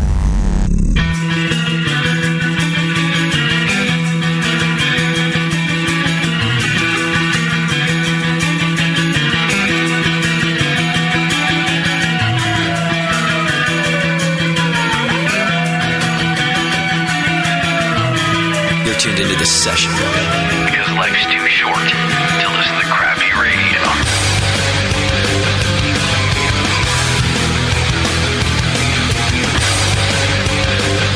Welcome back to the program. Thanks for sticking with us. Hey, if you're looking for a way to spice things up in the bedroom or been fantasizing about surprising your lover with an adventurous new toy or adult movie, I've got a deal for you. You can go to adamandeve.com right now, and for a limited time only, you'll get 50% off any item. That's not it. You get your 50% off one item, then you get 3 free DVDs for a little inspiration. I'm not talking about like Disney DVDs here, JP. I'm talking DVDs. Well, then I don't even really care. Plus a free extra gift so sensual we're not even allowed to talk about it when we have the Lebanese on the line. That's how sensual it is. They don't like sensual gifts or something. But that gift is going to inspire your wife to rub your lamp. Right. Exactly. See what comes out. So go to adamandeve.com right now. Use coupon code BNARMY. That's BNARMY. BNARMY. And you'll get all that good stuff from Adam and Eve. You could buy, creepy things. I don't care what you do with your spare time. Just go to adamandeve.com and do it right now. Yeah. All right, on the line with us still right now, we've got Mazen Hajar from 961 Beer, and he's from Beirut, Lebanon. And I guess, did I read right that you're poised to produce like 60,000 barrels of beer already this year? That's next year. We're hoping for that next year. We're doing 30,000, 35,000 this year. Oh, that's it? So you're you're not still on your 10-barrel system, are you? No. We have a 3-vessel 35-barrel system now. Oh, okay. So you had to do that upgrade pretty quickly. One question I had. Sorry. Oh, go ahead. I was going to say we're actually looking to buy a 150-barrel system now. Wow. My gosh. So as you ramp up production for all of this additional barrelage every year, how do you secure enough supplies? I mean, you mentioned earlier that even when you were getting started, there wasn't a place to buy, obviously, hops and barley and whatnot. Was that an uphill battle to get the raw materials in to do this? It still is an uphill battle. You'd be surprised. I mean, we use a lot of American hops in our beers. We use Amarillo, Simcoe, and so getting Amarillo for next year was just such a struggle. I bet. What about shipping costs for that stuff? I mean, hops are expensive for brewers anyway. Are they twice as expensive for you? They are more expensive for us, yes, but we just did something about 961 is it's not just a brewery. It's kind of a message about changing your life. Okay. And as tacky as that sounds, we had our tagline in 2006 was, "Are you resistant to change?" Way before one gentleman made that phrase very famous. Right. So our philosophy has been to try and invest locally and grow stuff locally. So now for our wheat beer, we use local unmalted wheat, we use local spices. And we've just recently done a project with the German embassy in Beirut where we started planting hops in Lebanon. Huh. Wow. Beautiful. Really? That's cool. How do they grow in that region? up. It shouldn't, theoretically. And, they were talking about doing rural development projects. And I said, look, why don't we grow hops? And so they went to their expert service, and the expert service said, no way. And I said, yeah, we used to grow marijuana, should grow hops, no problem. Yeah, it's the same. There you go. That's the acid test. And so they said, okay, if you're crazy enough to put half the money, we'll put the other half. And I said, of course. And so the first year we did a pilot plantation of 20 hops, 20 rhizomes. All right. And we produced a little bit of hops. The second year we did 40 rhizomes because, the Germans are so structured and analytical, and they want to take samples and study it. And it's not the Germans I know. Exactly. Yeah. So we got enough hops on the second year. We brewed a harvest lager, which the German embassy on October 4th, on the German Reunification Day, used it to celebrate German reunification. Wow. So imagine the Germans using a Lebanese beer to celebrate their own national day. I bet you they didn't tell anybody. Like, you're probably the only one who knows it was your beer. The Germans wouldn't admit that. It goes against the Reinheitsgebot, doesn't it? I think so. It was completely cool. So we're doing a lot of these really cool things. But I mean, you know what? I am very much in favor of sourcing as much locally as possible. Okay. But I also don't want to limit my ability to experiment with flavors. Sure. Smart man. I got to go back to the... Go ahead. I want to produce something that is enjoyable by the beer drinker on a day-to-day level, but also interesting enough to be interesting for the beer geek. Sure. Well, that's the key to success here in Craft Beer America too. I think even us beer geeks in this room, the beers that we rave about the most are the really drinkable ones. The beers that we talk about on occasion are those kind of crazy ones that keep us interested. Exactly. I mean, how many 120 IBUs? I had a beer that was 0.5% alcohol with 70 IBUs. It was basically a hop tea. Wow. I mean, that thing ripped my tongue to shreds for 3 weeks. Right. Yeah, I really screwed that beer up. Sounds like my homebrew. It sounds exactly like my homebrew. I got to go back to the beer we talked about, your first Brewmaster Select, real quick, because I have some more questions in the chat room about it. Okay. And it's a good question because you talked about some of the spices going in the boil and some in the tea. And people want to know which ones went into the boil and which into the tea and why. Why did you, select it that way? Okay. All of them went into the boil. Okay. All of them went into the boil. Some a bit earlier than the rest because I wanted to extract more of the slight sourness. I mean, the beer is in no way sour at all. Okay. It's just got a hint of acidity. Very small hint of acidity. But what went into the tea was the thyme and the mint. Okay. And was because that I want that lingering taste to carry forward. Yeah, I could see that. Where you want to be careful on those things, right? Yeah, and you want them to stick around. Yeah. So, I see. Okay. And the nice thing about thyme, when it lingers, is it actually opens up your appetite, so you want to come back for more. Perfect. No wonder you're selling so much beer. Sneaky bastard. Exactly. It's like, I did my research. By the way, I was a doctor before I opened those two airlines in Lebanon. You left that. I was a brain surgeon first. I was the Doogie Howser. I also hosted The Price is Right for 4 seasons. Did you go to university, Mazen? Are you? I did, actually. I went to university in the UK. I finished my master's degree in politics. Okay. And were you going to go into politics? My dad was a member of parliament, so I was contemplating it for a while. Luckily, I didn't because I hate politicians and I think politics sucks. Right. I'm with you on that. I like you much better now. You'd just be a dick if you were a politician, I think. Now you can be a dick to politicians and get away with it. Right. Did you have to? I know we talked a little bit about laws, but I think this goes even in any country and any state here in the U.S. Did you have to get any laws changed in order to open up to a new brewery that hadn't, obviously there hadn't been one started in years? Not at all. Okay. Not at all. I mean, the laws in Lebanon are pretty open. I mean, we have a thriving wine industry. We have a thriving spirit industry. We make this crazy spirit called Arak. which is kind of ouzo jacked up on speed. Yeah, I can. Yikes. I can get with that.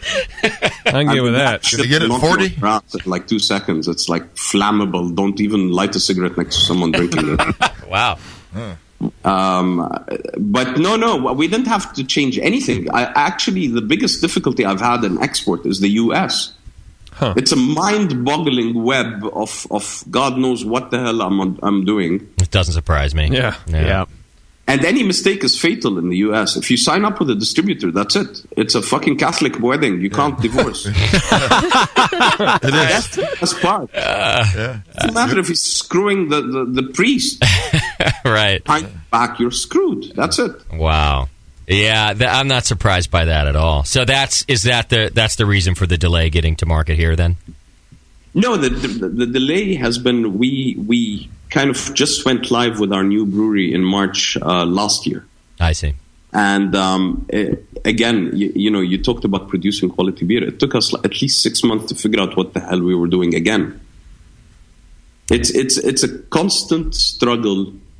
People think, okay, I make good homebrew, and therefore I must be able to start a brewery and make a good brewery. Right. I love this. Yeah, you're right.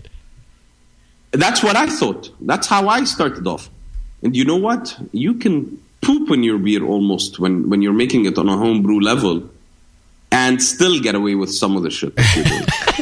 Right. Well, I think the mouthfeel on this turd beer is poop porter is pretty good. I'm getting chocolatey on the finish. So nutty. You know what I think you should do is that a piece of corn in there? Maybe back off on the protein and fiber a little bit the day before.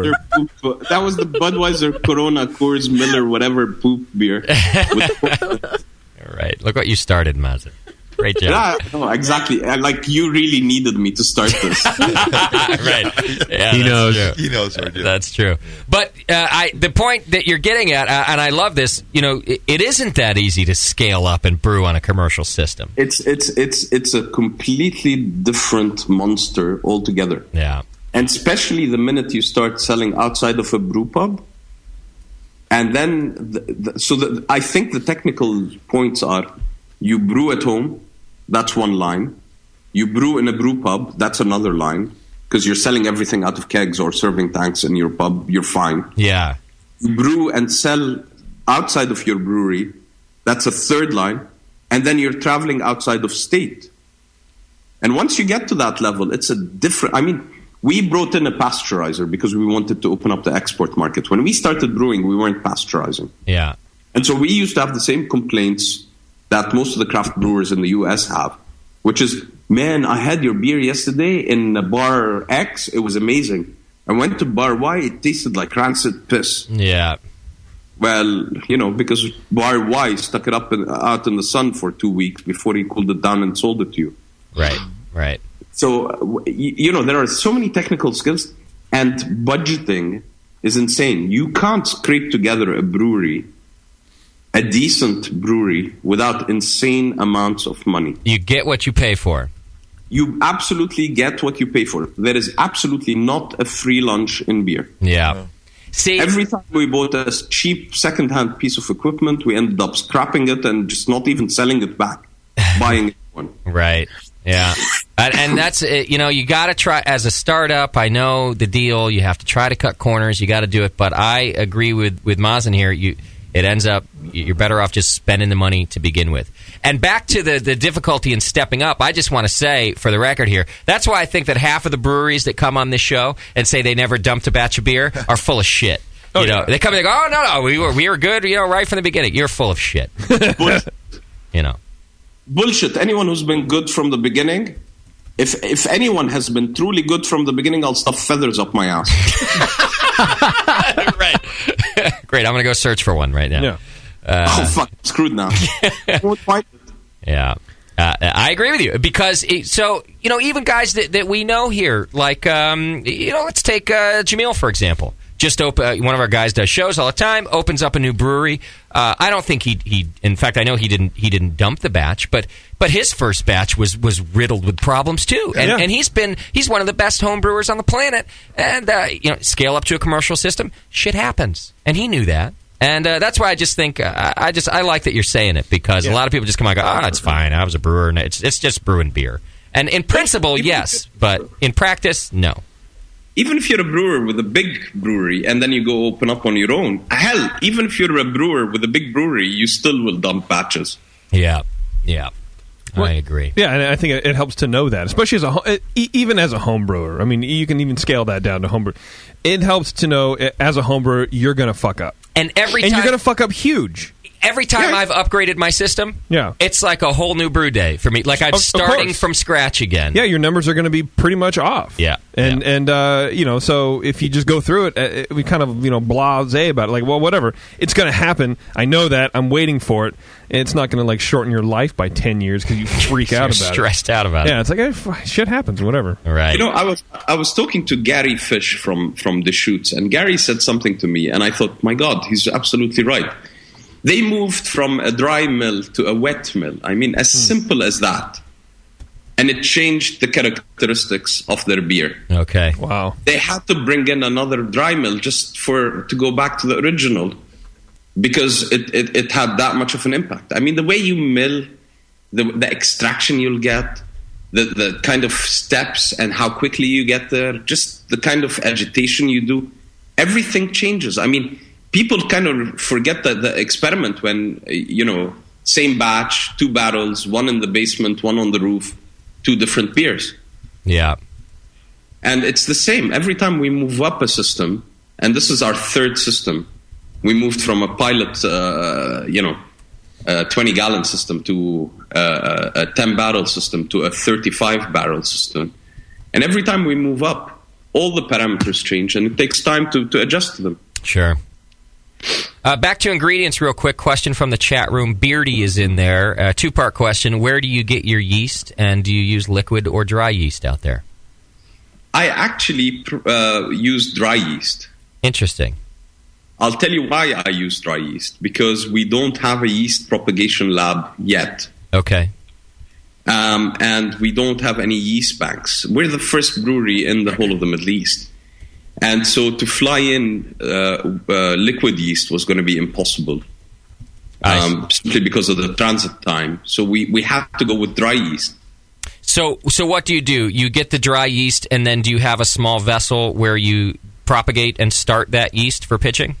Absolutely. We just hydrate and start that yeast for pitching. Okay. But we then use the same we reuse the yeast over and over and over until we're unhappy with its performance and dump it. And do you use multiple strains of yeast, or do you just have like a lager and an ale? We have a lager and an ale. That's all we use. Just the 2. Okay. Did we hear where does it come from? You want to excite the beer geeks out there? I can tell you a sneak preview of our batch 03 that we're doing with a vineyard. Yeah, let's do it. About 2 years ago, we wanted to celebrate the anniversary of the brewery, and I brewed a beer that was 40% white grape juice, 10% raisins, 10% wheat, 40% barley. Fermented that using an ale yeast to about 9%, and then put in a champagne yeast to take it to 15, and aged it. It turned out to be amazing. Really? Wow. Did you just age it in stainless steel or in bottle? Yeah, it's aged. Actually, back then it was aged in a plastic fermenter because that was the scale that we were brewing on. Wow. That sounds like a tasty beer. But this time we're collaborating with a local vineyard. We're going to use local white grape, which are only indigenous to Lebanon, and we're going to age them in white wine oak barrels. Okay. Sounds great. Sounds great. I love the finishing with the champagne yeast, too, because not just to drive up the alcohol, like you said, but I really like the character of beers that are finished with champagne yeast. Yeah. Yeah, and it's going to be a wine-like beer anyway, so it should have that sort of finish on it. Yeah. But it still had very strong beer characteristics. I mean, I think the raisins add more to the body because the grape juice ferments right out almost. Yeah. So the raisins and the wheat kind of add more texture and more body to it. Oh, it's awesome. You talk about the UK being like a all the rich history of beer, and then you go to somewhere like the Middle East, and it has nothing on it, man. Right, where it was, like you said, invented, essentially. It's got to be a good feeling to kind of bring that back and show everyone this is beer now. Yeah. I don't know. It's a feel-good story. what we tried to do was not so much dig up the history and try and find ancient texts and make ancient beers, because that's already been done. Right. Yeah, we know Sam Calagione too. Yeah. Yeah, we saw the TV show. Yeah. I've seen that somewhere. I saw an ad for that. Yeah. No, I mean, Sam is a great guy and he's done a lot for beer. Someone I highly respect. I love the guy with all my heart. Yeah. But what we're trying to do is we're trying to add more of a local. We're picking out local herbs and local flavors which won't be available anywhere else in the world. I mean, we're not just another couple of guys who got high on our own supply and hated Budweiser and started a brewery in Colorado. Not that's a bad thing. Right. That's a great thing, actually. But we have a unique story which has a bit more depth to that. I mean, Lebanon kind of lost its beer history thanks to French colonialism. And we all know what French beer is like. Yeah, we do. That's good. So we've become wine drinkers rather than beer drinkers, although we invented the stuff. I mean, the first traces of beer were from this region. So it's kind of a trip of national. I mean, 961 is the telephone code for Lebanon. Okay, that was my question about that too. It's a statement of identity. We're very proud of being Lebanese. We're the new face of Lebanon. We're the cool side of Lebanon. And we're trying to do something different with an old tradition of ours. Yeah. Well, take that suit off before you become the new face of Lebanon, will you? You don't like my suit? No, yeah, he says he wants a tuxedo instead. Yeah, tuxedo. I'll happily oblige next time. I mean, you see the haircut on that damn thing? I look like such a Steinbolt. Where is it? Now I got to see it. Yeah, it's a little blurry there, but... oh, yeah, it's real pixelated. Get the idea. Yeah, you get the idea. I look like a complete bum now. I've got a beard, long hair. I look like a tree-hugging hippie. You're a brewer. That's what you look like. He became a brewer. He's actually occupying Lebanon now. Exactly. Yeah. I'm just hugging the hell out of everything that moves. I love to. Well, I like this part of the story. I really do. The homecoming, the new face of Lebanon. And I think, and I mean, this is cheesy too, but I don't give a shit. Beer is a great ambassador for that. Yeah. You know, it's a nice product for that kind of a message. That's what I think. It's just it fits. It's good. Yeah. Take an example of the question that was asked. How do you sell beer to Muslims? I mean, just by selling beer, already you're breaking down that misconception about the region. Right. Yeah. I mean, it is as simple as that. Beer is this amazing thing that brings people together. Not in the way that wine does. I mean, wine is great, but wine has a snobby attitude around it. Yeah. Yeah. Beer is much more laid back. It's much more democratic. And it's much easier to sit there and have a few and get hammered and rub my lamp, rub your lamp, whatever the hell. Right. Hey, let's rub each other's lamp, dude. I don't even care anymore. Play gay chicken with beer. You can't do that with wine. No. Yeah, you can't do that with wine. Wine, you've got to be really pompous and shove the wine. Right. Yeah, and there's no way you can have a beard and make wine. No, that's illegal. I think it's illegal. I don't know many winemakers that have beards. Well, on that note, so another one of our listeners in the chat room, his name is Fierce Beard. He says, hey, this isn't really about brewing, but I was wondering if Mazen looks at himself and his brewery as a sort of ambassador between Western and Middle Eastern cultures. Is that part of your message too? I think it's part of the Lebanese identity. We've always been kind of a mix and match of both. Okay. I mean, Lebanon is standing right there on the edge of the Mediterranean, 20 minutes away from Cyprus, an hour's flight away from Rome, and in the other direction, 2 hours away from Dubai, 3 hours away from Dubai. So it is at that crossroads. And because it's half Christian, half Muslim, and because it's such a culturally varied place, it's just become natural for us to kind of embrace Western brewing traditions and kind of add a little Middle Eastern flavor to our beers. I mean, there's a lot of beers in the pipeline coming out. We now have 5 beers out. We recently released a Pilsner. And you want to know what? Brewing a Pilsner kicked my ass. Really? Oh, yeah. Oh, my God. Why, just temperature control issues or what? No. I mean, a lot of craft beer in the U.S. Hides behind a ton of hops and flavor and blah, blah, blah. Right. And that masks a lot of imperfections in your brewing process. Yeah. When you brew a Pilsner, there is absolutely no hiding.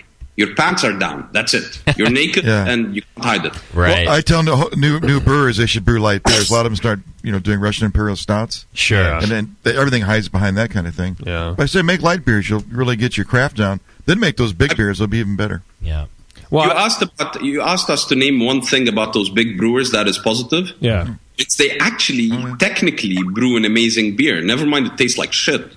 You're right. You're right. Yeah. Well, I mean, I'd even say that a lot of craft brewers in America don't actually truly make lagers. They'll call it a Pilsner or a Helles, but you taste it and it wasn't lagered. I mean, it was maybe fermented cold with an ale yeast at 60 degrees, but it's not truly a Pilsner. Yeah. No. And you want to take it to the next level, try pasteurizing your Pilsner. Right. So what happens to it? What is the flavor change when you pasteurize a Pilsner? Well, if you go anywhere beyond 0.1 part per million dissolved oxygen, your oxidization is almost instantaneous. I mean, literally a month or a month and a half into the bottle, if you're not cold storing, your beer is off. It can go dark brown with heavy butterscotch flavor. I see. Sounds great. Just really accelerating the process. Like dramatically. I mean, that's the downside of pasteurization, is it accelerates oxidization. But if you manage your dissolved oxygen, which is a complete headache. Which you should be doing anyway, though, Exactly. That's why most people who say, pasteurization is crap, it affects the flavor, it's because you idiots aren't managing your dissolved oxygens. Right. Yeah. I mean, aerated water, pushing beer with water, making sure that the pipes are deaerated. It is a nightmare to do all this stuff. Yeah. It really peels off any imperfections that you have in your brewing process. And so to help us introduce our more tasty red ales and porters and stuff that we've been brewing, we kind of brew the Pilsner. But again, in Lebanon, because we've had this French idea of beer, and the French have a blonde beer and a dark beer. Right. They're the only country on earth where you can ask for a dark beer or a blonde beer. Okay. Interesting. So you're like on a sitcom in the 60s. I'll have a beer, please. Oh, here you go. Exactly. So what we had to do was we basically introduced a separate brand called Lebanese Brew, or LB, which is the internet country code for Lebanon. So all our internet pages end with .com.lb. Okay. So we introduced LB as a Pilsner, and the idea behind that is to break that hold of 85 years of one beer. Here, try something different, which isn't brewed using corn, which doesn't have caramel food coloring or silica gel to hold up its foam, or sulfates, or any of this crap, or stabilizers. This is a real Pilsner brewed the traditional German way. Yeah, right here in your own country. Yeah. And so now we have 6 beers, but the pipeline is coming out. We're going to be doing all these new Brewmaster Selects. We're also going to be doing a set of seasonals, and we're going to be expanding our regulars. So our next one is we're going to reintroduce also our Imperial Stout, which is brewed with coffee. We cold extract coffee, espresso coffee, and then add it in the fermentation, so that you don't get much of the bitterness. You just get the aromatics and the flavoring. Yeah. I really want to try some of these beers. I know. Well, before I plan our trip to Beirut, I do have an important question. It's probably the most important question of this interview. Are there strip clubs in Beirut?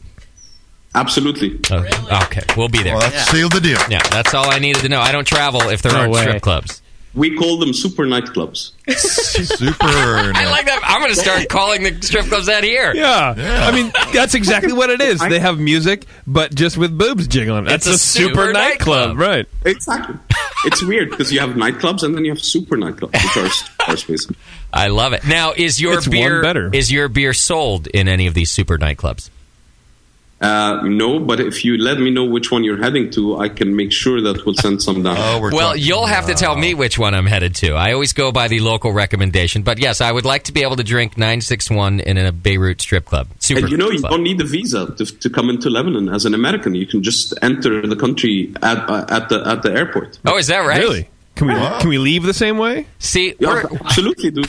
No, you can't leave. Actually, Well, I once don't you're know. there. I need to know. I need to know an escape route everywhere I am, in case I just get freaked out and I got to go. This is actually how Mazen keeps.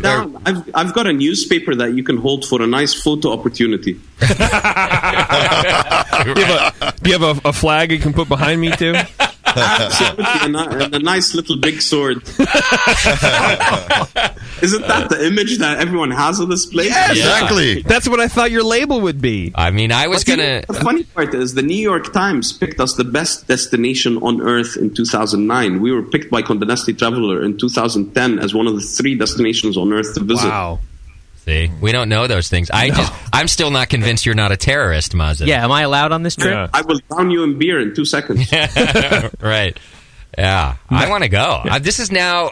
I'm being serious. Beirut is now, I think, moved to the top of my list. Yeah, kind of sounds good. And it's close. It's close to Greece. We can go see you and I will go. Yeah, we'll go see my family. You know that you can't drive to Beirut from here. Can't? No. You fucking with you have me. to Shut take up. You have to take a train. You almost had me. You almost had me, dude. You have to get in that aluminum tube, JP. Right. Let's get on the aluminum half tube. The boat. Oh, there you go. It's a bumpy sea ride. I'll see you guys in 4 months. I'll meet you there. Right. In the back of a container like an illegal immigrant. Here's a couple more questions coming through. Eagle Dude in the chat room wants to know, I guess you'll be the expert, who drinks more, the Christians or the Muslims? You know what? That's a complete misconception. In Lebanon, you're not going to get a Christian and a Muslim separation. It's basically Lebanese. Gotcha. So we're all sitting in the bar together. There isn't Muslim Lebanese coexisting with the Christian Lebanese. It's just all Lebanese. Understood. Okay. Here's a beer question from Hughesel. I don't know his name. What were the IBUs you were shooting for in that Pilsner you were talking about?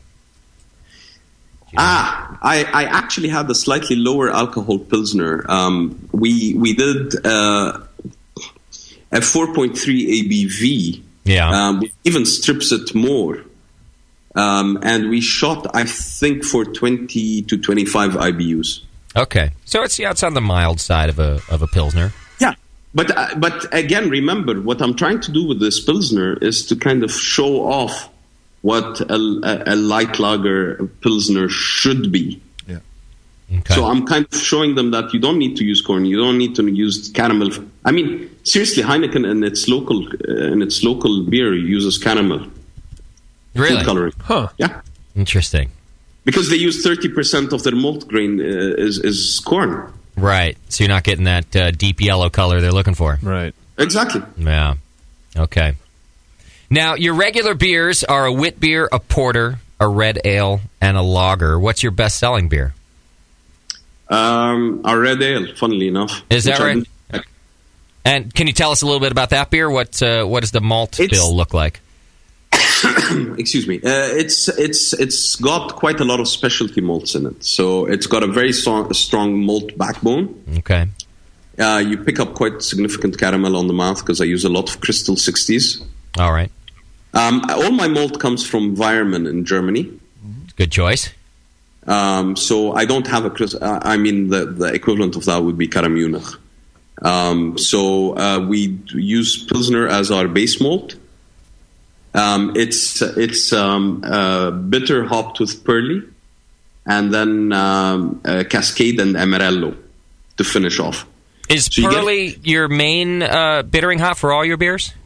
I've heard you mention it a couple times. I like it. It's a subtle. It's not as harsh. Yeah, and it offers better control than a lot of the other hops that I've used for bittering. I'd like to try it as a bittering hop. I've never used it. Pretty neutral. It's a great bittering hop. Yeah. Okay. Exactly, it's a great bittering hop. I absolutely agree. It is neutral, so you can then really accentuate all the right flavors that you want. You're finished.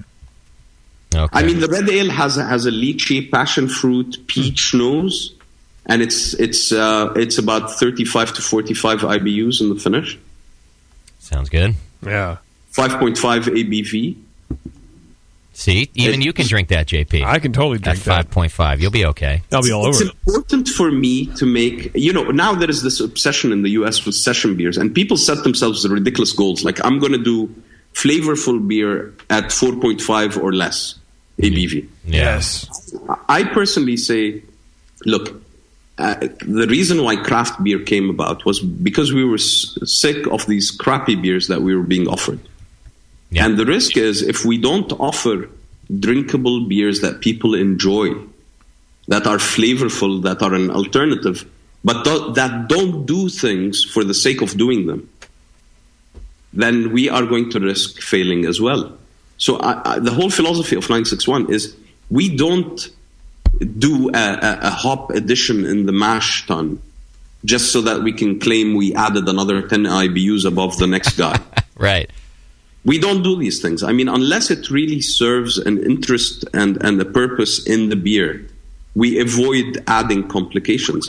Some of the best things in life are simple, but they are complex enough to keep us interested in coming back for more. Got it. I like this philosophy. All right, Dark Alex in the chat room wants to know if you've ever brewed with saffron as a spice. Funnily enough, no, not yet, but I do intend to quite soon. We have something in the planning. Okay. I've brewed with a lot of spices. I mean, I've done some really crazy stuff. I did a Christmas ale which had honey from cedar trees. Now, this is the most expensive honey you can get your hands on in Lebanon. It's about $50 to a kilogram, which is 2 pounds. But we brewed this beer, and with that and a bit of liquor extracts, we've done a pumpkin ale which doesn't taste like a pumpkin pie, but tastes more of a beer with a strong pumpkin presence.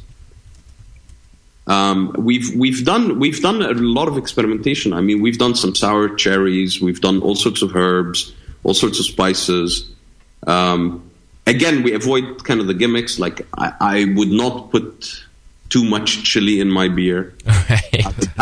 You know, those sorts of things that I find to be more on the gimmicky side. Right. The new beer from 961, Nacho Cheese Beer, coming out next month.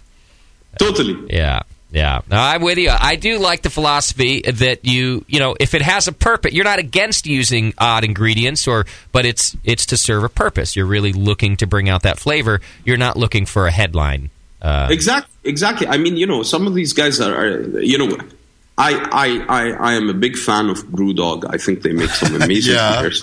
Right. But some of the beers they make are absolutely undrinkable. Oh yeah. Not crabbing stuff. Excluding the one that they shoved up the squirrel's ass. I mean, that was a really good beer. That must have been great. You know. I actually had that beer. Do you? You did? We didn't bother. I mean, I you know, there's a lot of great craft brewers out there who are doing really amazing stuff. Yeah. That can still grab your attention. I mean, you know, Dogfish Head is one of my favorite ones. I have a lot of respect for Deschutes. I mean, these guys make Black Boot Porter, which is one of my favorite beers. Great beer. Yeah. Great beer. And they consistently make a damn good beer. Right. Brooklyn Brewery makes great beer. I'm naming some of the big ones, but I also love Avery. Yeah. I love, you know, there's so much variety out there. But what you're saying is exactly why I agree with this philosophy.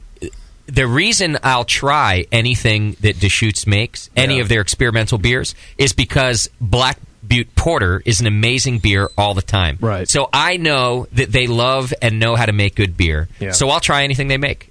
But it's because of that beer. It's not because of the headline. It's not because of whatever crazy ingredient. It's because of their standard beer. That's true. Exactly. Yeah. So I think, I mean, you know, you can get your name out there doing crazy beers, but you have to have the consistent beers to back it up, and you have to have quality beers to back that up, or else you're just going to be a flash in the pan. Yep. And remember that all these crazy headlines disappear very quickly. No one really remembers the last idiot who jacked up, I don't know, who put his socks into the beer. Right. I agree. You know, it was people me. remember Brooklyn Brewery because they made the Brooklyn Lager, and they made it damn well. And when people were making water, they were making a pretty good lager. Yeah. And they still make the same lager, but they now do more flavorful stuff. Yeah. But you keep coming back to them. It is much more difficult to make a name for yourself with a beer like a porter or a lager. It is much more difficult. Yeah. But once you do, you're set. You're in there. Yeah, that's true. That's true. Well, Mazen, listen, it has been a pleasure to talk to you and learn about 961. You do have a great story, and I need to try this beer. So if I don't make it, if I don't make it over there first, keep us up to date about when you start exporting. I will definitely. I mean, we're just now going through the label approvals from the TTB. Okay. So we should be there quite soon. Right. Well, I'm telling you, if you put this picture of you on the bottle, it'll slide right through. TTB will say, "Awesome." I'll pixel it like that and everything. They'll say, "Look at what a respectable young Lebanese man he is." We'll put what a financial whiz kid from Lebanon. Yeah, that's what they'll say. He has no, he doesn't remind us of all those corrupt bankers who took the world to shit. Right. Yeah, you don't remind us at all. Yeah, you're right. Well, good. I hope that you get through it. It looks like we have a phone call for you real quick. Does he want to talk to Mazen before we get out? Okay. I believe that Sam Calagione is on the line. Sam, are you with us? Yeah. Hey, Justin. How you doing? We're doing good, Sam. How are you? Did you want to talk to Mazen? Yeah, I just want to say, hey, Mazen, how you doing? How are you? Hey, I'm doing all right. I just got really excited. I was listening before the big game here. We're big Giants and Patriots fans out here on the East Coast. Of course, I'm in my SR-71 Blackhawk right now. Right. Actually heading to the Middle East, as a matter of fact. Wow. But I was just curious about local ingredients. I had a few questions about some of the ingredients I was about to put in one of my new beers. Okay. And see what you thought. Shoot. Anything. What's that? Hey, go ahead. Anything. Well, I was looking at beginning with an alfalfa extract, and then getting some. This is going to be mostly a little bit of malt, but mostly spice beer this time. Okay. And it's going to start with alfalfa extract, a little bit of Turo, ambergris tincture, ammonium bicarbonate.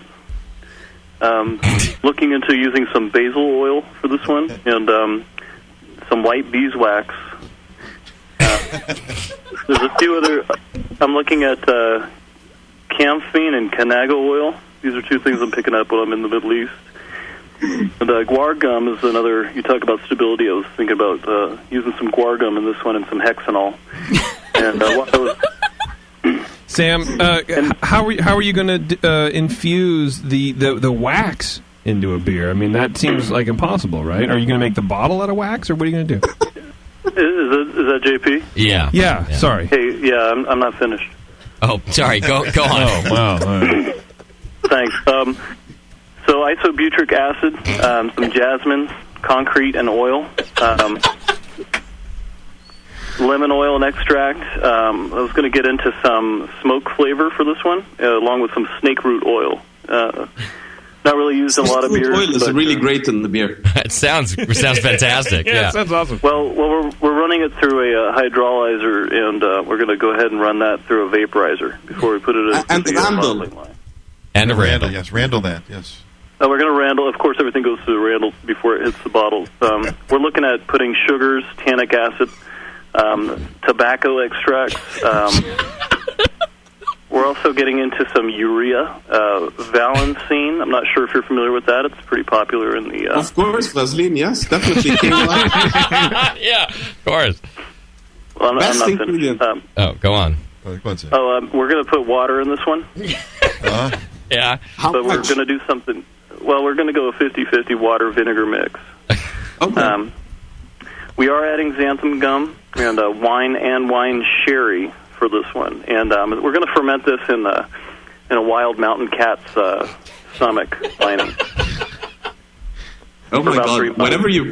Whatever imagination you had coming up with that list, yeah, dude, that is phenomenal. It tastes amazing. It sounds like it's going to taste amazing. Yeah, I think the snake oil root will really carry the concrete flavor. I mean, I think. But the concrete, the concrete is sort of that good beer backbone that people always talk about. It's for mouthfeel. Yeah. And I think the oil and the wax are going to marry really well. Because they're adding vinegar. Right. Well, Yeah, I'm sure you can imagine that we're running out of new ingredients out here at Dogfish Head. So I'm scouring the world, most building areas, construction We areas. don't have oil in Lebanon, but our neighbors do. Right, so it'll be fine. So, Well, I'm gonna have Jack, if you pop turn by, we can drive over and get some. You know what? I'd appreciate that. No problem. You could fly that So, SR-71 just a little swing by higher. in the Blackbird and pick them up. Yeah. Well, that's why I got the one of the most state-of-the-art aircraft from the 60s. And so, I just want to run by those natural ingredients for our next beer. It's called Radial RA07. It's we're going to for a tire. Yeah, I like it. I'm working closely with Hankook, which is a tire manufacturer. So we're gonna actually serve it out of a tire. You could do that with Dunlop. It would be more original. Yeah. Thank you. Well, I appreciate the airtime, Justin. And hey, you know what? Go Dolphins! Right? Thank you, Sam. I love you. There you go. Sam Calagione, everybody. Talking about his new beer here with Mazen. We wanted your opinion, Mazen. That's a lot of respect, I think. Yeah.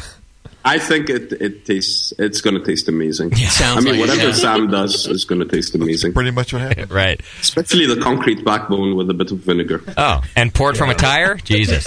Yeah. Poured better than a Randall.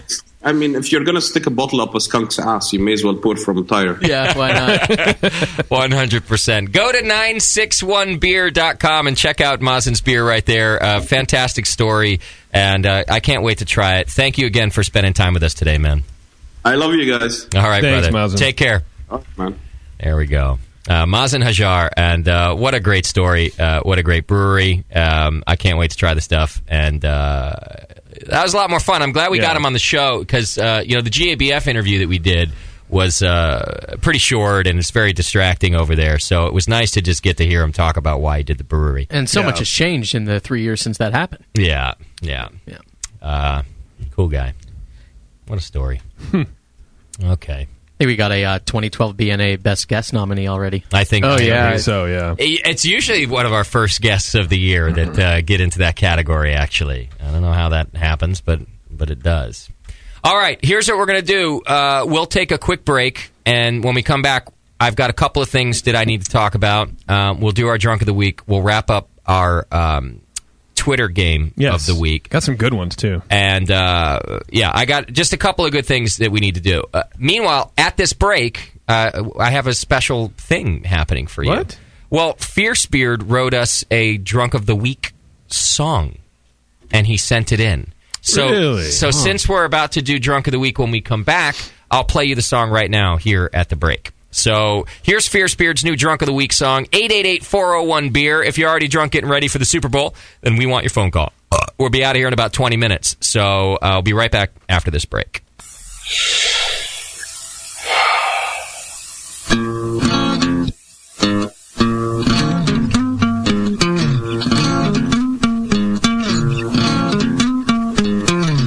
I've been drinking since the sun came up. Started with bloodies in a coffee cup. I'm seeing double, man, but that's alright. You know I gotta be the drunk of the week tonight. Hey, yeah, alright.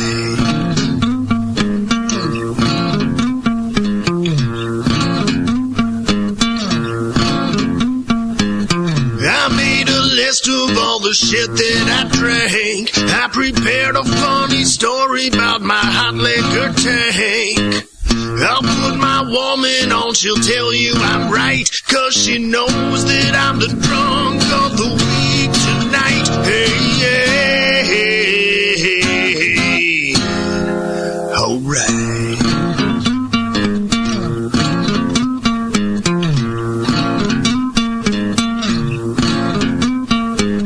I've been on hold for a minute or two.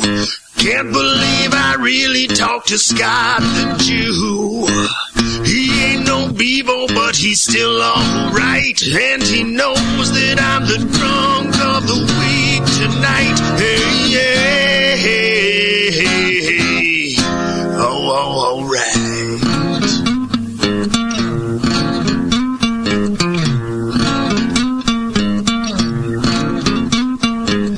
I'm on the air and I begin to speak. Hope I ain't as douchey as that guy last week. I brought it stronger than the rest of the flight, and you know that I'm the drunk of the week tonight. Hey, yeah. Who got it?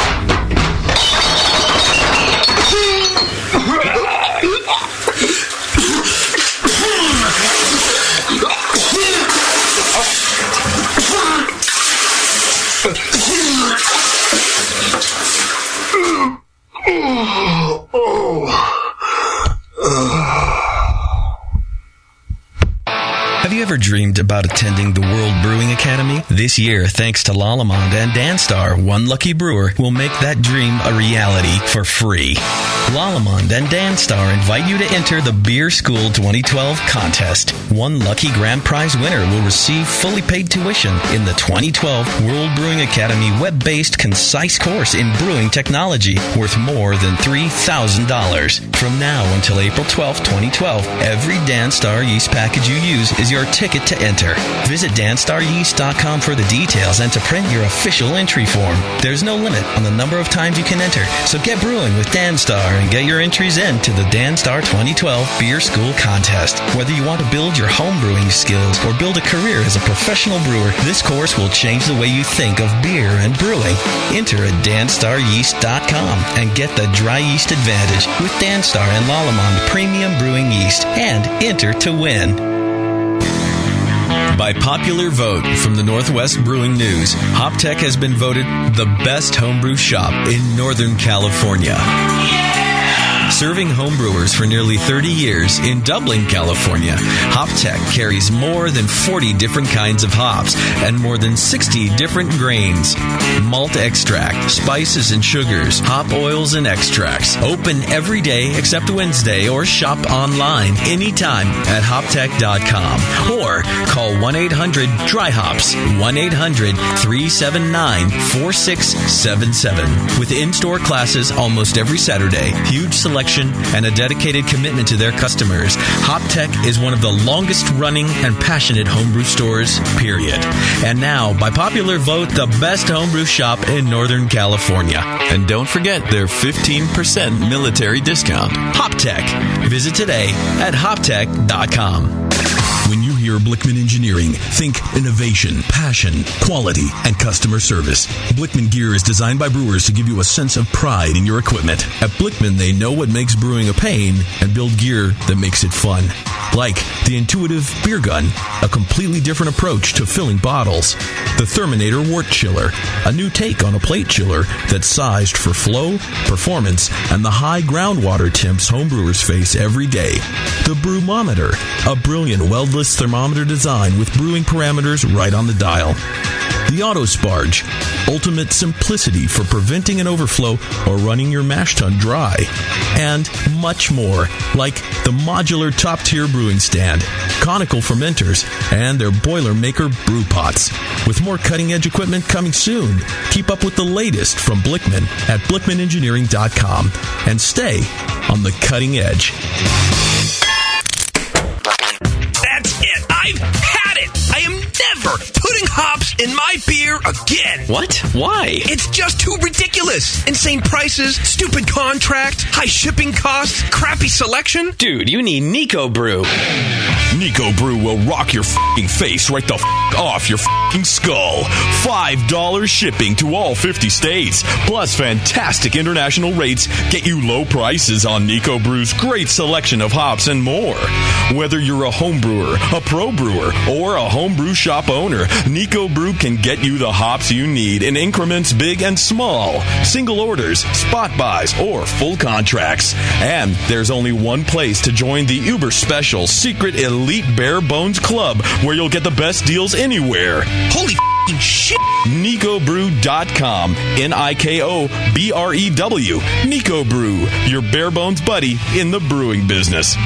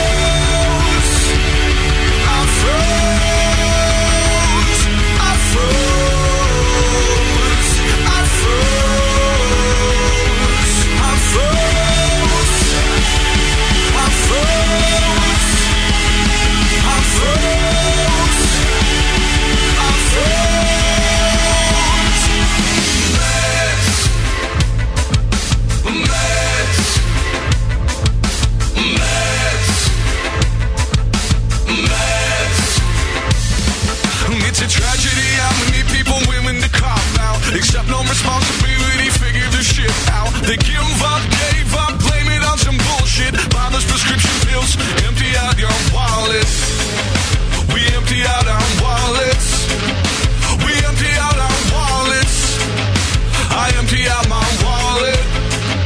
We empty out our wallets. Stand up, straighten out your back. When chances are you're not really champion, that's your goddamn fact. Stand up, straighten out your back. When chances are you're not really champion, that's your goddamn fact. Meds. Meds. Meds. Mix me your 100-grain amber recipe, and I'm going to eat it. And then it can ferment in my gut. It totally works. The beer is almost identical to the grain sandwich. Your colon won't know what hit it. The home of live beer radio. TheBrewingNetwork.com. Because like beer, radio shouldn't suck. You're listening to The Session.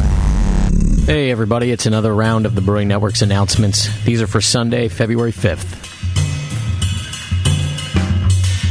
First up, the Cass River Homebrew Club is happy to announce the 5th annual Homebrew at the Web competition. That's World Expo of Beers. Entries will be accepted February 6th through the 19th, and judging will take place at Sullivan's Black Forest Brew House in Frankenmuth, Michigan, between March 2nd and March 4th, with the award ceremony on Sunday afternoon.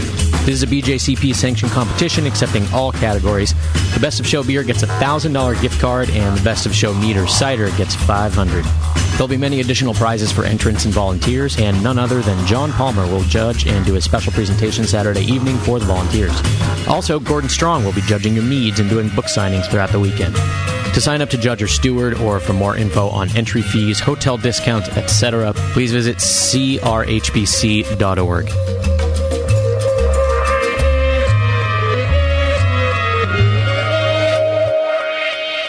You ever wondered what separates a truly world-class brew from a mediocre one? Find out by enrolling in Beer Judging 101 in Berkeley, California on the last day of San Francisco Beer Week. That's Sunday, February 19th.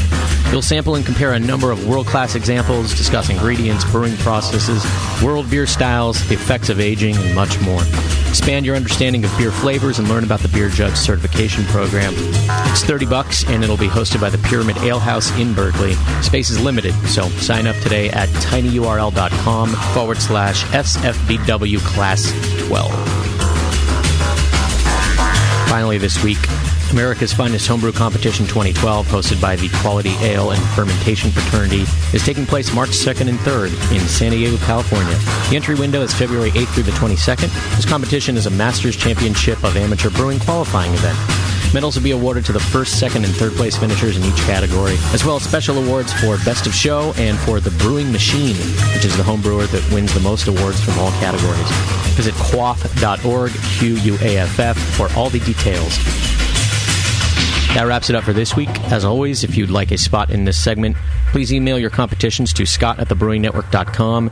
And until next time, this is Scott the Jew saying L'chaim.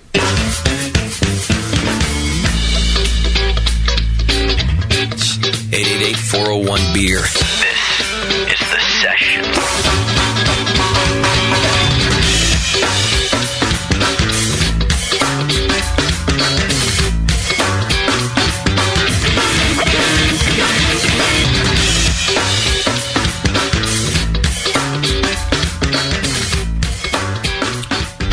In the past few days, I've been seriously reconsidering my participation on Facebook. It's been a long time coming, but I guess I just realized how insane that thing is. Facebook has become a dumpster for our lives that we just keep feeding, throwing the fat that we trim off of our lives into it. Go ahead, look at your feed. Notice how 98% of it is all white noise, nonsense, meaningless gibberish. Beyond the I'm eating sausage LOL comments, most of the stuff people post about themselves is literal waste. Yeah. Chances are, if you're my friend on Facebook, I have your feed hidden. Why did I add you as a friend then? Because I would feel guilty rejecting you, just like I feel guilty unfriending you.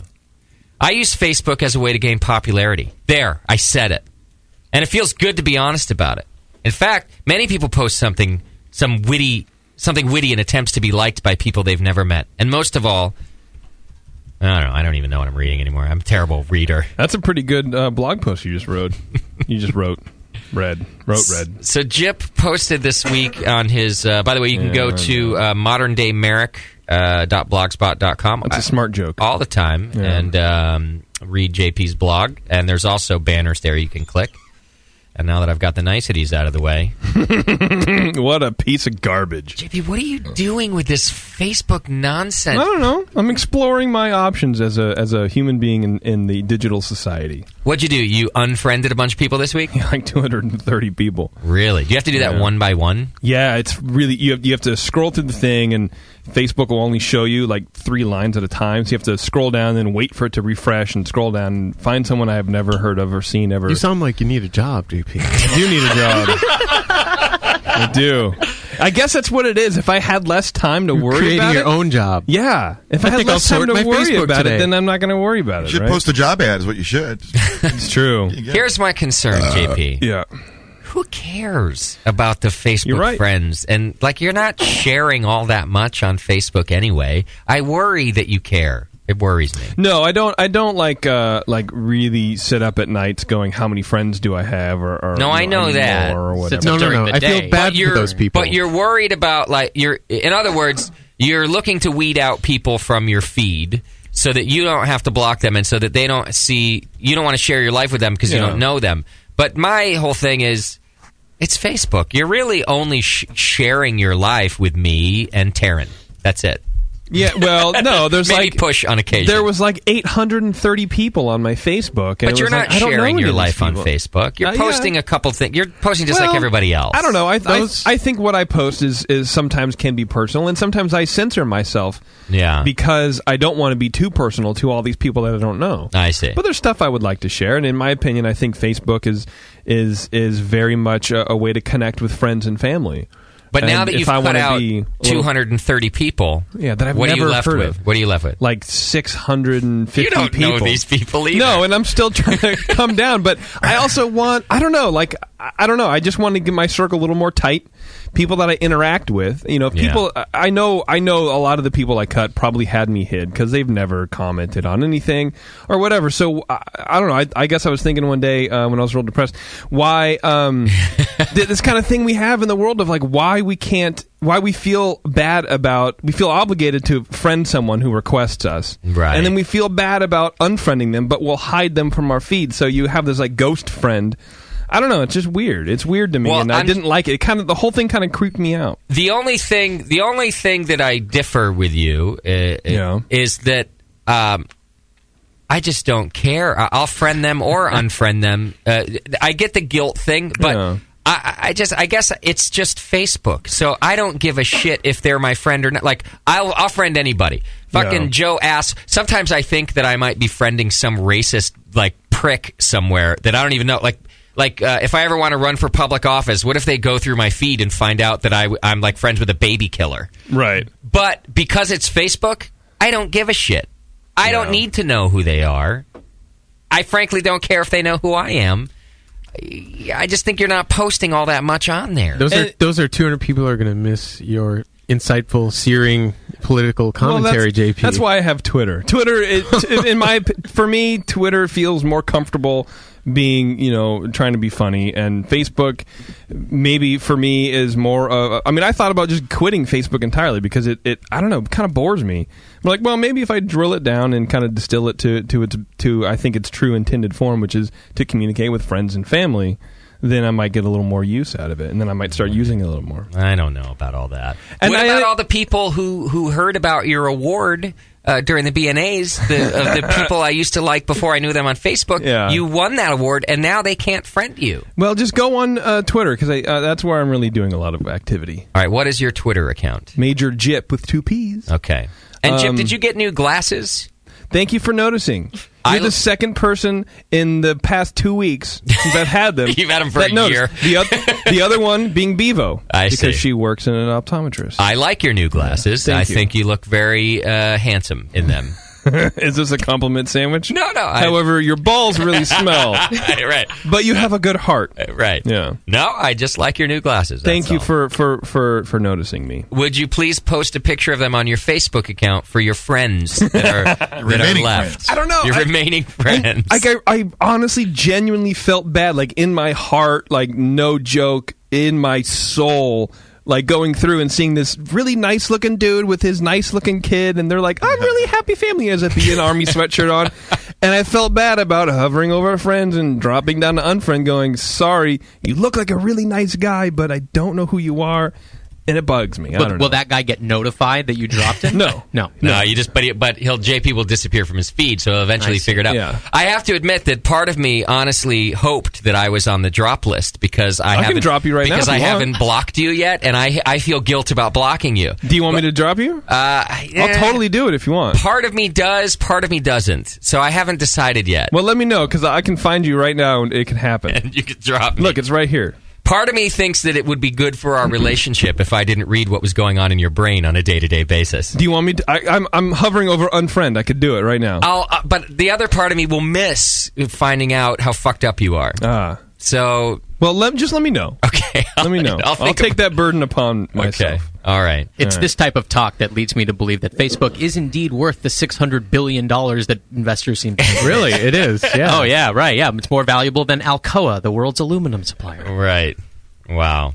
Okay. Well, speaking of valuable things, if you're looking at a new way to manage your brew day and your beer recipes, you can go to beersmith.com right now and get a free 21-day trial of the Beersmith software. And I'm a big fan of this stuff. If you've been listening to the show over the last couple of years, you know that, because it's an actually updated, new, usable software that has just tons of options. Scale recipes by batch size. You can track inventory if you're real geeky about what you have. Schedule your brewing activities. Mash profiles for advanced brewers.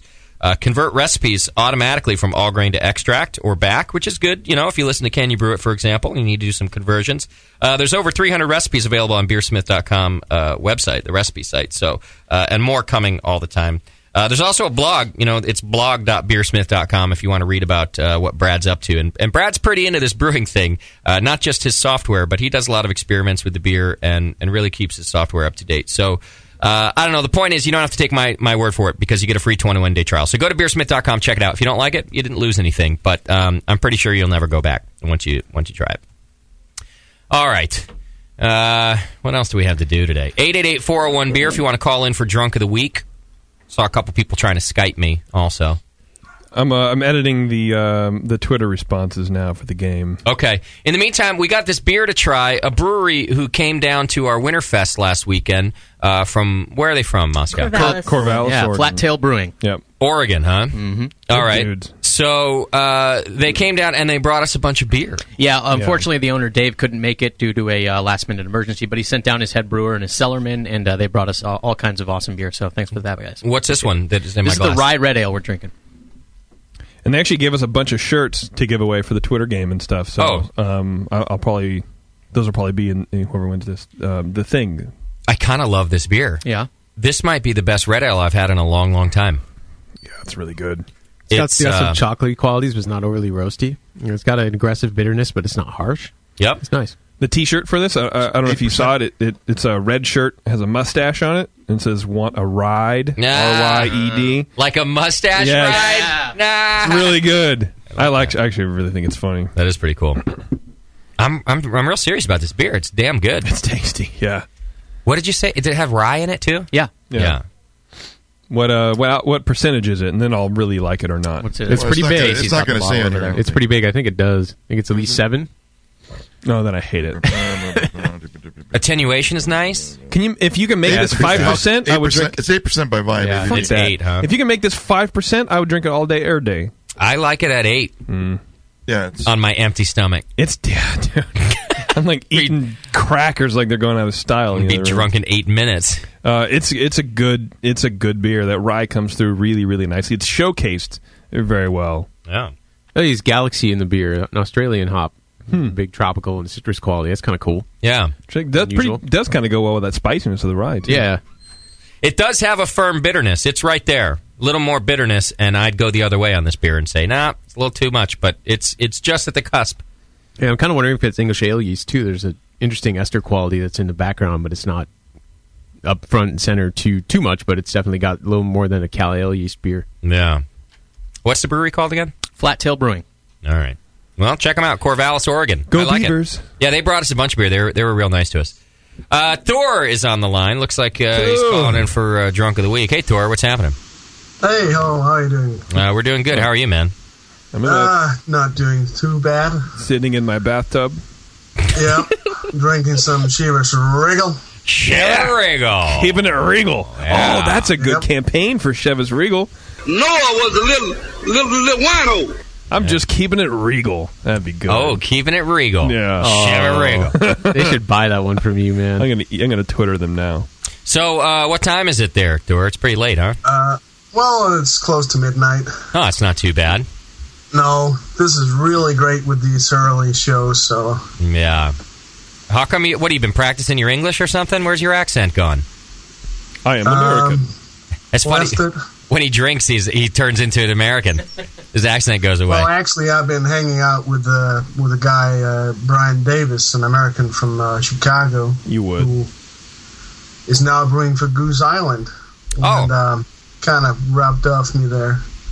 Goose. I got a Goose Island. I got a Goose Island beer right here. They sent me a. Oh wow! They've got a new thing out called Bourbon County, and it's like 3 different beers. I thought you guys might want to try some. This one is their Bourbon County brand stout, and then there's a Bourbon County coffee stout, and then there's something else in there too. That looks awesome. You want to crack that open? There's a little spec sheet on it here if you want to. If anybody cares. Sheet. Let me see. Bourbon County. That one's brand stout facts. That one's a 14.5% beer. This says stout aged in rye whiskey barrels with raspberries and blackberries added. Yeah. 14.5 ABV. Hop bitterness. 60 IBUs in that bad boy. They have the color listed as midnight. No SRM needed. Yeah, I kind of like that. Is that a moonlit midnight? Yeah, which exactly. 30 Plato OG. The malt bill on that is 2-row Munich chocolate caramel 60 roasted barley debittered black. 12.7% alcohol. Terrence is a debittered black, isn't he? Yeah, he is. He kind of accepts Pretty everything. unbitter. He's not angry about anything anymore. No. Well, happy guy. I just feel that whatever Jesus tells you to do. You kind of sound like Terrence. Only hop in that is Willamette. Just one hop. Got so much malt character and everything else. I guess don't need a big complex hop thing. They say that this beer will develop in the bottle for up to 5 years from the bottling date. Cap it up again. Close it back up, Moscow. I want to see if it ages. I'm just kidding. Go ahead and pour it. Oh, wow. Is it good? It's good. Yeah? It's got a lot of fruit character, but it doesn't come across as I got to chug as sweet. this red ale to get to it's that. really interesting. All right, Thor. You been drinking all day or what? Well, no, I started around 7 with some Chivas Regal, and then I've been drinking a few pints of my double. Yeah. I got a Scotty to kill for tomorrow, so need to drink that. So the only way I can tell that you're drunk is that you're speaking English really well. Yeah, actually, yeah. It's about right? Yep. How's the brewery going out there? Really good, actually. Starting to brew up something. Fuck, I forgot. Anyways. All right. You're in the running for Drunk of the Week, my friend. Okay, thank you very much, sir. Cheers, brother. Cheers. There you go. Thor from Denmark. Drunk. Pretty good. All right, I tweeted Chivas Regal with our new ad campaign. Keep it regal. Chicken vagina in the chat room thinks that midnight is a racist description. I would.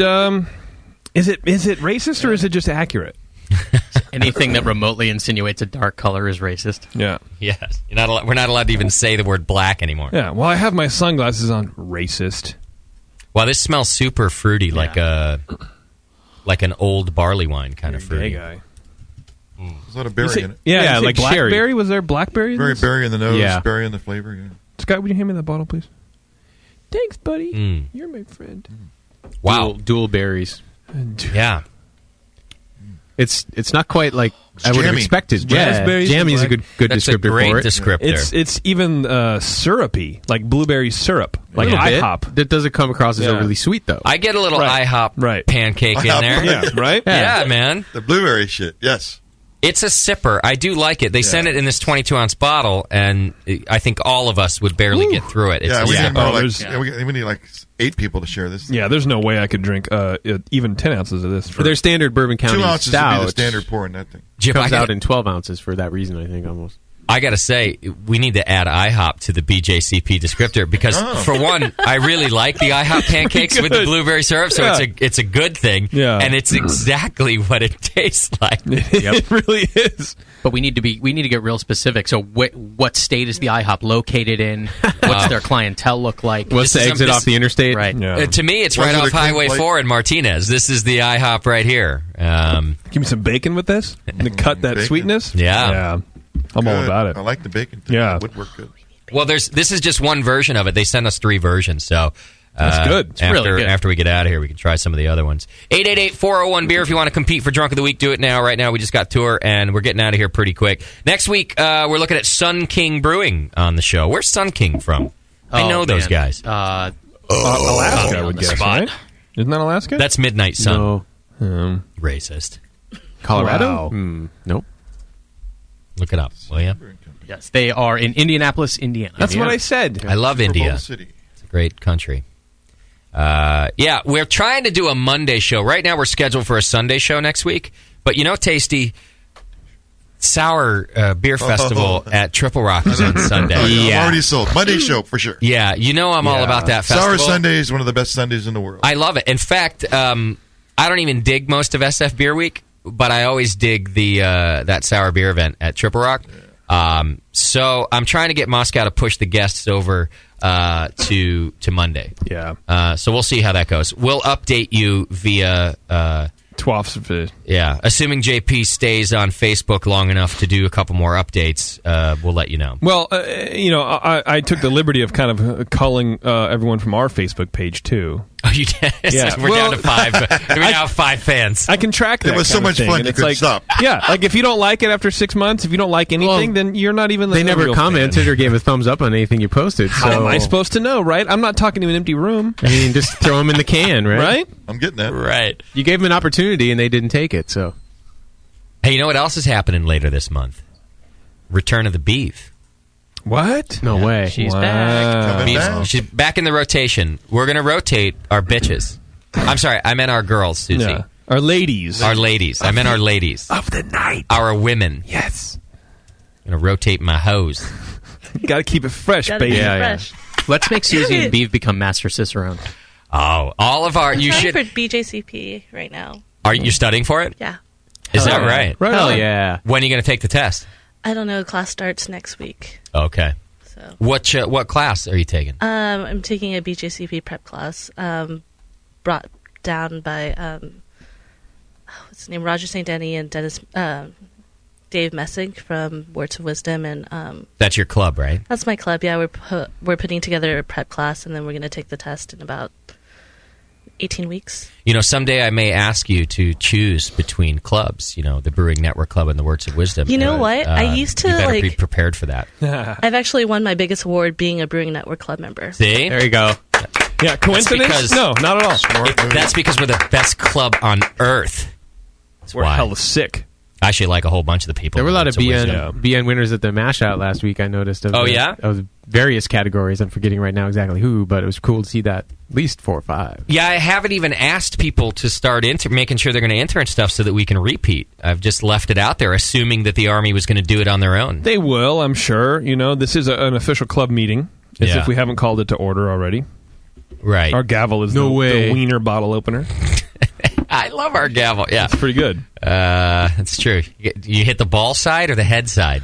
Oh, always the head side. You think so? But the ball is more of like the gavel part. Yeah, but the ball hurt. Is it like a call to order side or Yeah. decision making side? You got to mix it up. Yeah, you can do either one. Whatever Susie wants is what happens. Yeah, anyway, so we're going to start rotating the beef back in. I like the idea That's that cool. all of our call screeners should be master cicerones. Completely overqualified. You know? Yeah, that'd be good. They have a year to pass the test, or they're out. Yeah, so it's better study for more than that BJCP, Susie. Yeah, Susie. We don't have much time. Yeah. February 2013. Want to see Master Cicerone on that resume. You did fill out an application, right? The rest of us don't do anything. Nothing. We don't even judge. JP won't even judge in a single competition. The only thing I judge is online. So are you going to ask Tasty and I to choose between Doze and the BN, too? I'm just saying. You that better ultimatum? I'm just gotta saying be prepared. You better be prepared that the question may come down one day. Got it, But yeah. we're actually, someday I'm going to ask you for a favor. And when that day comes... That's how it works. You know, we're not so much as mad that you haven't done it yet. We're just disappointed in both of you. Right. See, I told you you'd make a great dad, Right? JP. I licked the mic cover. Don't do that. Jamil's been sick. That mother... You just got pneumonia. Pneumonia just jumped in your mouth. I'm going to start wearing sweatpants now. Fire Tires? Is that the name? Yeah. Fire Tires is on the phone. Hey, man, what's happening? Faree. How's it going? It's going pretty well. You drinking? You can't be giving DOTW to some foreigner. This is America. American holiday. This is America. That's true. I will tell you that if a foreign country takes DOTW on Super Bowl Sunday, you all should be ashamed of yourselves. Un-American. Exactly. That's some junk right there. That is some junk. Can I put that in the Can't trunk? have it. Are you can't have it. Are you hanging out by yourself today? I am. My family's around, but I'm trying to hide from them. Now, when you say family, like you live with your mother, or that's your wife, you mean? Yeah. No, my wife. Kids, Same thing. All right. How long you been? I'm not quite in the basement. She does kick me there, but How long you been married? Almost 16 years. Wow. When did you stop liking her? A couple minutes ago, really. When she sent me down to the basement. No, actually, I said, "Who the hell are you talking to?" I said, "The BN." She goes, "Yeah." I said, "That's it. That's enough." That's enough out of you. Don't make Exactly. me. So you've been drinking homebrew or what? Yeah. What have you been drinking? Almost strictly homebrew. What kind? Schwartz beer. I like Schwartz beer. Lots of Schwartz beer.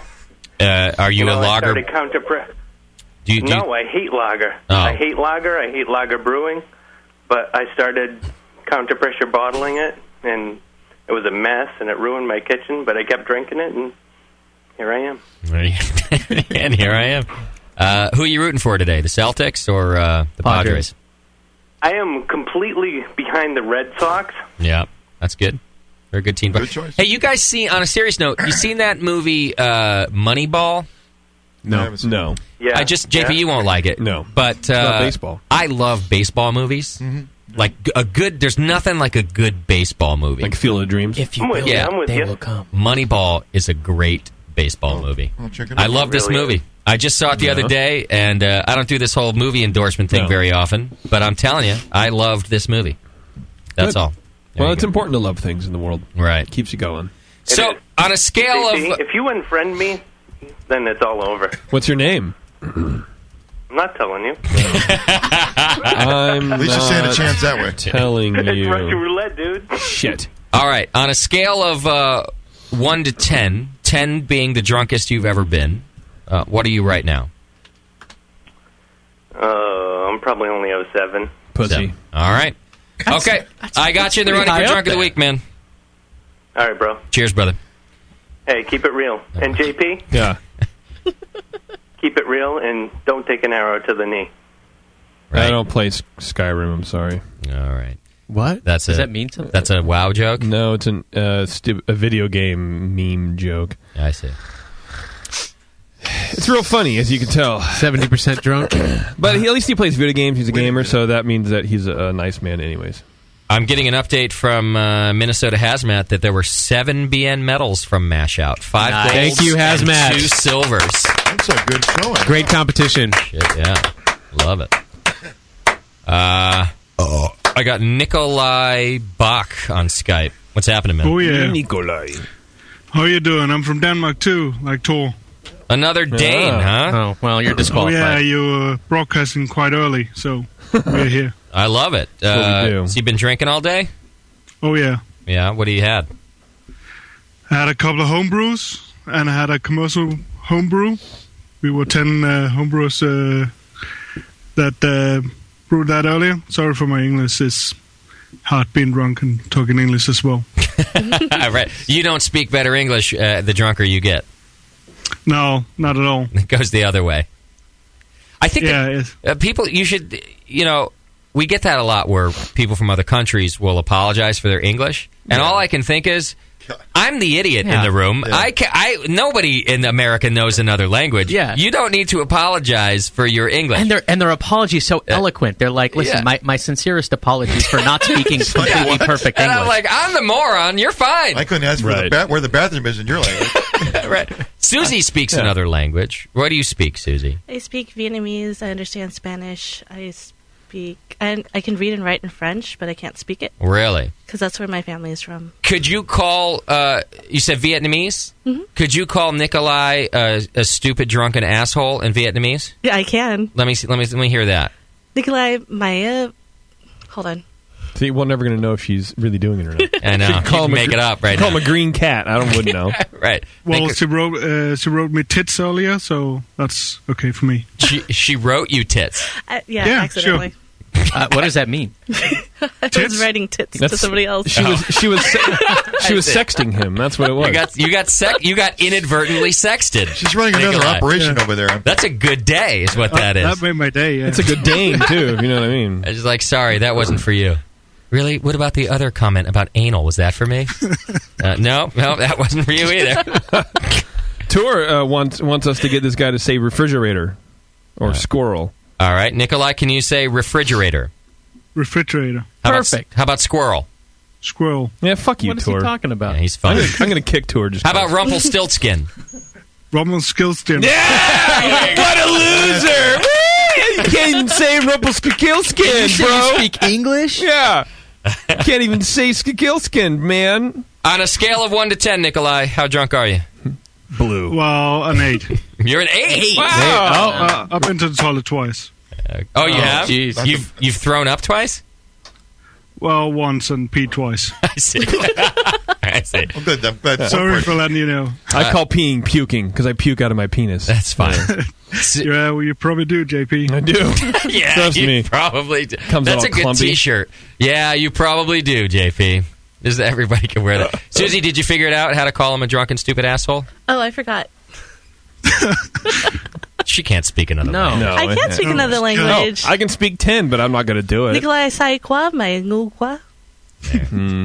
What a bitch. Why you got to be so mean to him? Right. All right, Nikolai, you're in the running, brother. Oh, thanks. Cheers, man. Yeah. Okay, and who's on 2? Fat Tail. No, Dave from Flat Tail. Flat Tail. Dave. Oh. Yeah. That's probably not a drunk of the week. Hey, Dave, what's happening, man? What if it was? Not a whole lot. How are you guys doing? Good, man. Enjoying your beer, man. Yeah. Yeah, well, thank you much for the good words. We're enjoying tailgating the Sunday session here in Corvallis. Love it. Oh, that's cool, man. Yeah, the beer you sent's pretty impressive, dude. Yeah.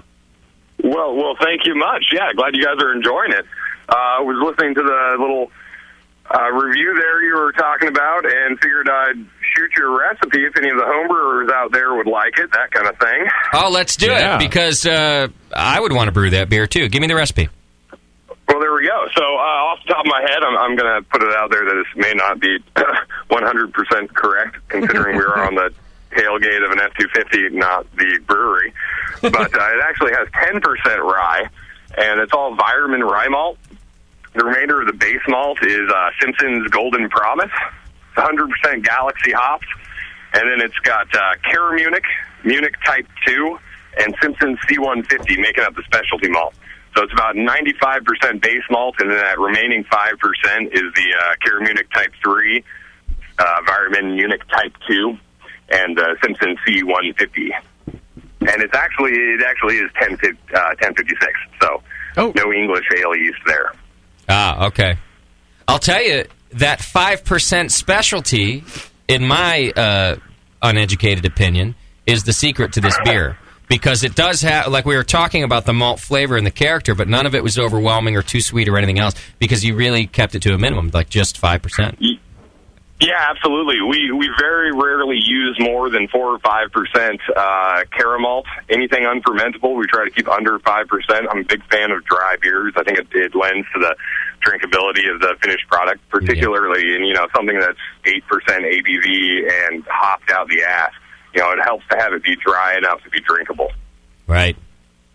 Yeah, and then as far as the hops go, we use a 1550. There's no bittering addition. It's all Australian Galaxy, and we use 3.5 pounds per barrel of the Galaxy at 1550, and then there's a tiny dry hop, but it's fairly insignificant. It's about a 0.2 pounds per barrel in the dry hop.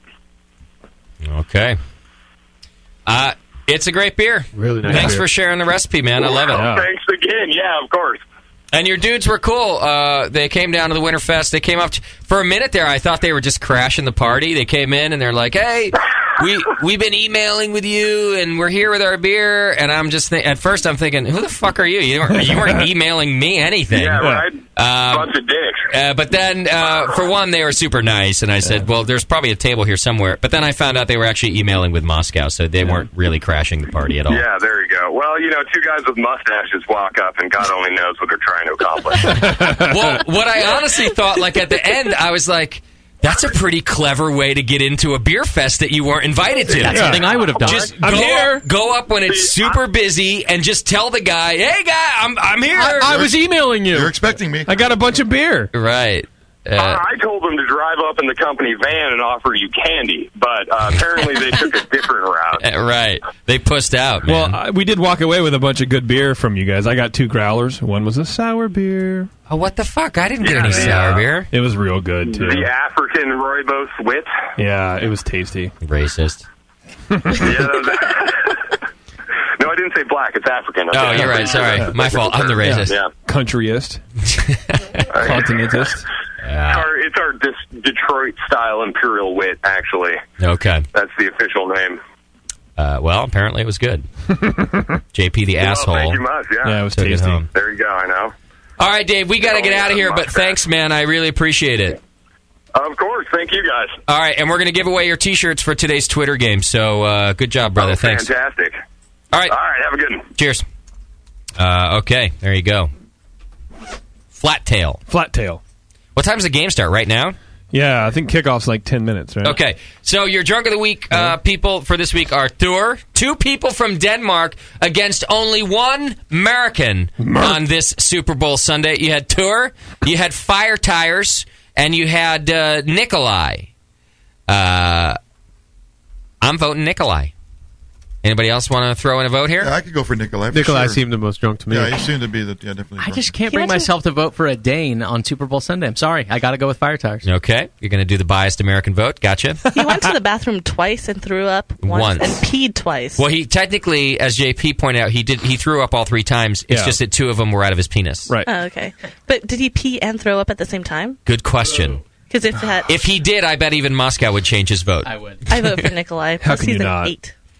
Plus, he did call himself an 8. Yeah. Let's just do it. Let's just go Nikolai. Nate, any objections? It'll cost us like $25 to ship his mouth. I wonder if we should change the rules of, not this week, but going forward, that the vote has to be unanimous. So we have to convince each other of who the Drunk of the Week is. That's going to go real hard when it's like a 5-hour show, and we're like, let's just get the fuck out of here. But then you guys will just lie. Yeah. One of us might go the angry juror, the 12th juror, and just refuse to give in. And then it's a mistrial. It's a misdrunk. Right. Then nobody wins. And nobody wins on a misdrunk. 6-hour show. And if you think about it, it would go a long way for the listeners who really take it seriously and want the drunk to be truly drunk, that we don't give away Drunk of the Week if it's a misdrunk. If no one's convinced the whole crew that they're really drunk, let's do it. It's a nothing. All right. Well, this week it sounds unanimous anyway. Nikolai, you're our Drunk of the Week. You guys are all traitors. Oh, it's not unanimous. Actually, Moscow didn't get in. You're lucky that the rule doesn't start till next week. All right. How long will it take you to do your plugs, JP? Because the song is 1 minute and 8 seconds long. Well, we have a Twitter game also. Oh, let's do that first. Okay. What are our? What was the game? The game was I want you to name 3 positive things about Bud Miller and Coors. Saints Gambit wrote, they make a consistent product, provide jobs with Americans. Oh, I like that. And make beers that 90% of the public enjoys. Americans. It's true. Xu Brew says, people that drink Bud don't drink my beer. People that drink Miller don't drink my beer. My beer is safe. Okay. Pretty good one. Reed715 writes, funny commercials. They employ a lot of people. And shit, I can't do it. Funny commercials is a good one. Yep. Misdemeanor Brew says, cheap, consistent, and doesn't make me sad when it's spilled. Okay, dig that. Tudor Brew. I just got a really good look at Susie's boobs when she was putting her jacket on. She kind of did like the arms back thing. How do you rate them on a scale of 1 to 10? Well, they're great boobs. Whose boobs would be 10s? I mean, because I need Bevo's to circa 3 months ago. Well, it's gotta be somebody we all know. Bevo's circa 3 months ago. That's a good call. Brittany has some pretty good boobs. Great rack. Oh, that's the broad whose rack I really liked, right? Yeah. That she is a 10. Susie, you are a 7.5. Wow. Yes. Yeah. High praise. Average. Yeah. No, 5 would be out of 10. Yeah. 5. That's true. I'm not good with math, dude. Could we get back to? Can we stop defying thing? Whatever. Tudor Brew says Bud invented the refrigerated railroad. 2, Coors set aside half of their production for World War II soldiers. And 3, it's a gateway beer to craft beer. Okay. That was all from one person? Yep. Jesus. And Village Brew says, my girlfriend just got a job with Anheuser-Busch. My girlfriend gets paid by Anheuser-Busch. I use Anheuser-Busch money to make home brew. His girlfriend has a bush. Yeah. Ooh, that would be 4. Just finishing the word salad. Yes. Go on. That's it. Huh. Tough What ones do you there. like? I like the jobs one. For some reason, I'm very sensitive to that lately, and I'm feeling sad for the American public who's jobless. Me too. Me too. I like that one, and the other one I like is the railroad one. Oh, but the invention. It's true. The Anheuser-Busch invented the railroad car. They invented the refrigerated railroad car. And that really did allow for beer to be distributed. Because before that time, it was... Oh, actually, maybe that's a bad thing. Before that time, you had to have a local brewery. So maybe it's a negative. But now it's a positive because now Correct. places like Sierra Nevada can distribute far away while keeping their product safe. Right. By the way, they decided on their new brewery. Did you hear that? Yeah. I did hear that. Is it North Carolina? Near Asheville, yeah. Yep, right near Asheville. Those are my 2 votes. Anybody else have a vote for? I did like the My Beer is Safe guy. Okay. Yeah, I like that. That was good. Yeah. Anybody else? So those are 3 people? I like Village Brew, where his girlfriend got a job with AB, and she gets paid by AB, and he uses AB money to homebrew. Because number 1, he's sponging off his wife. which is fucking rad I figured as you'd fuck, love right? that. Yeah.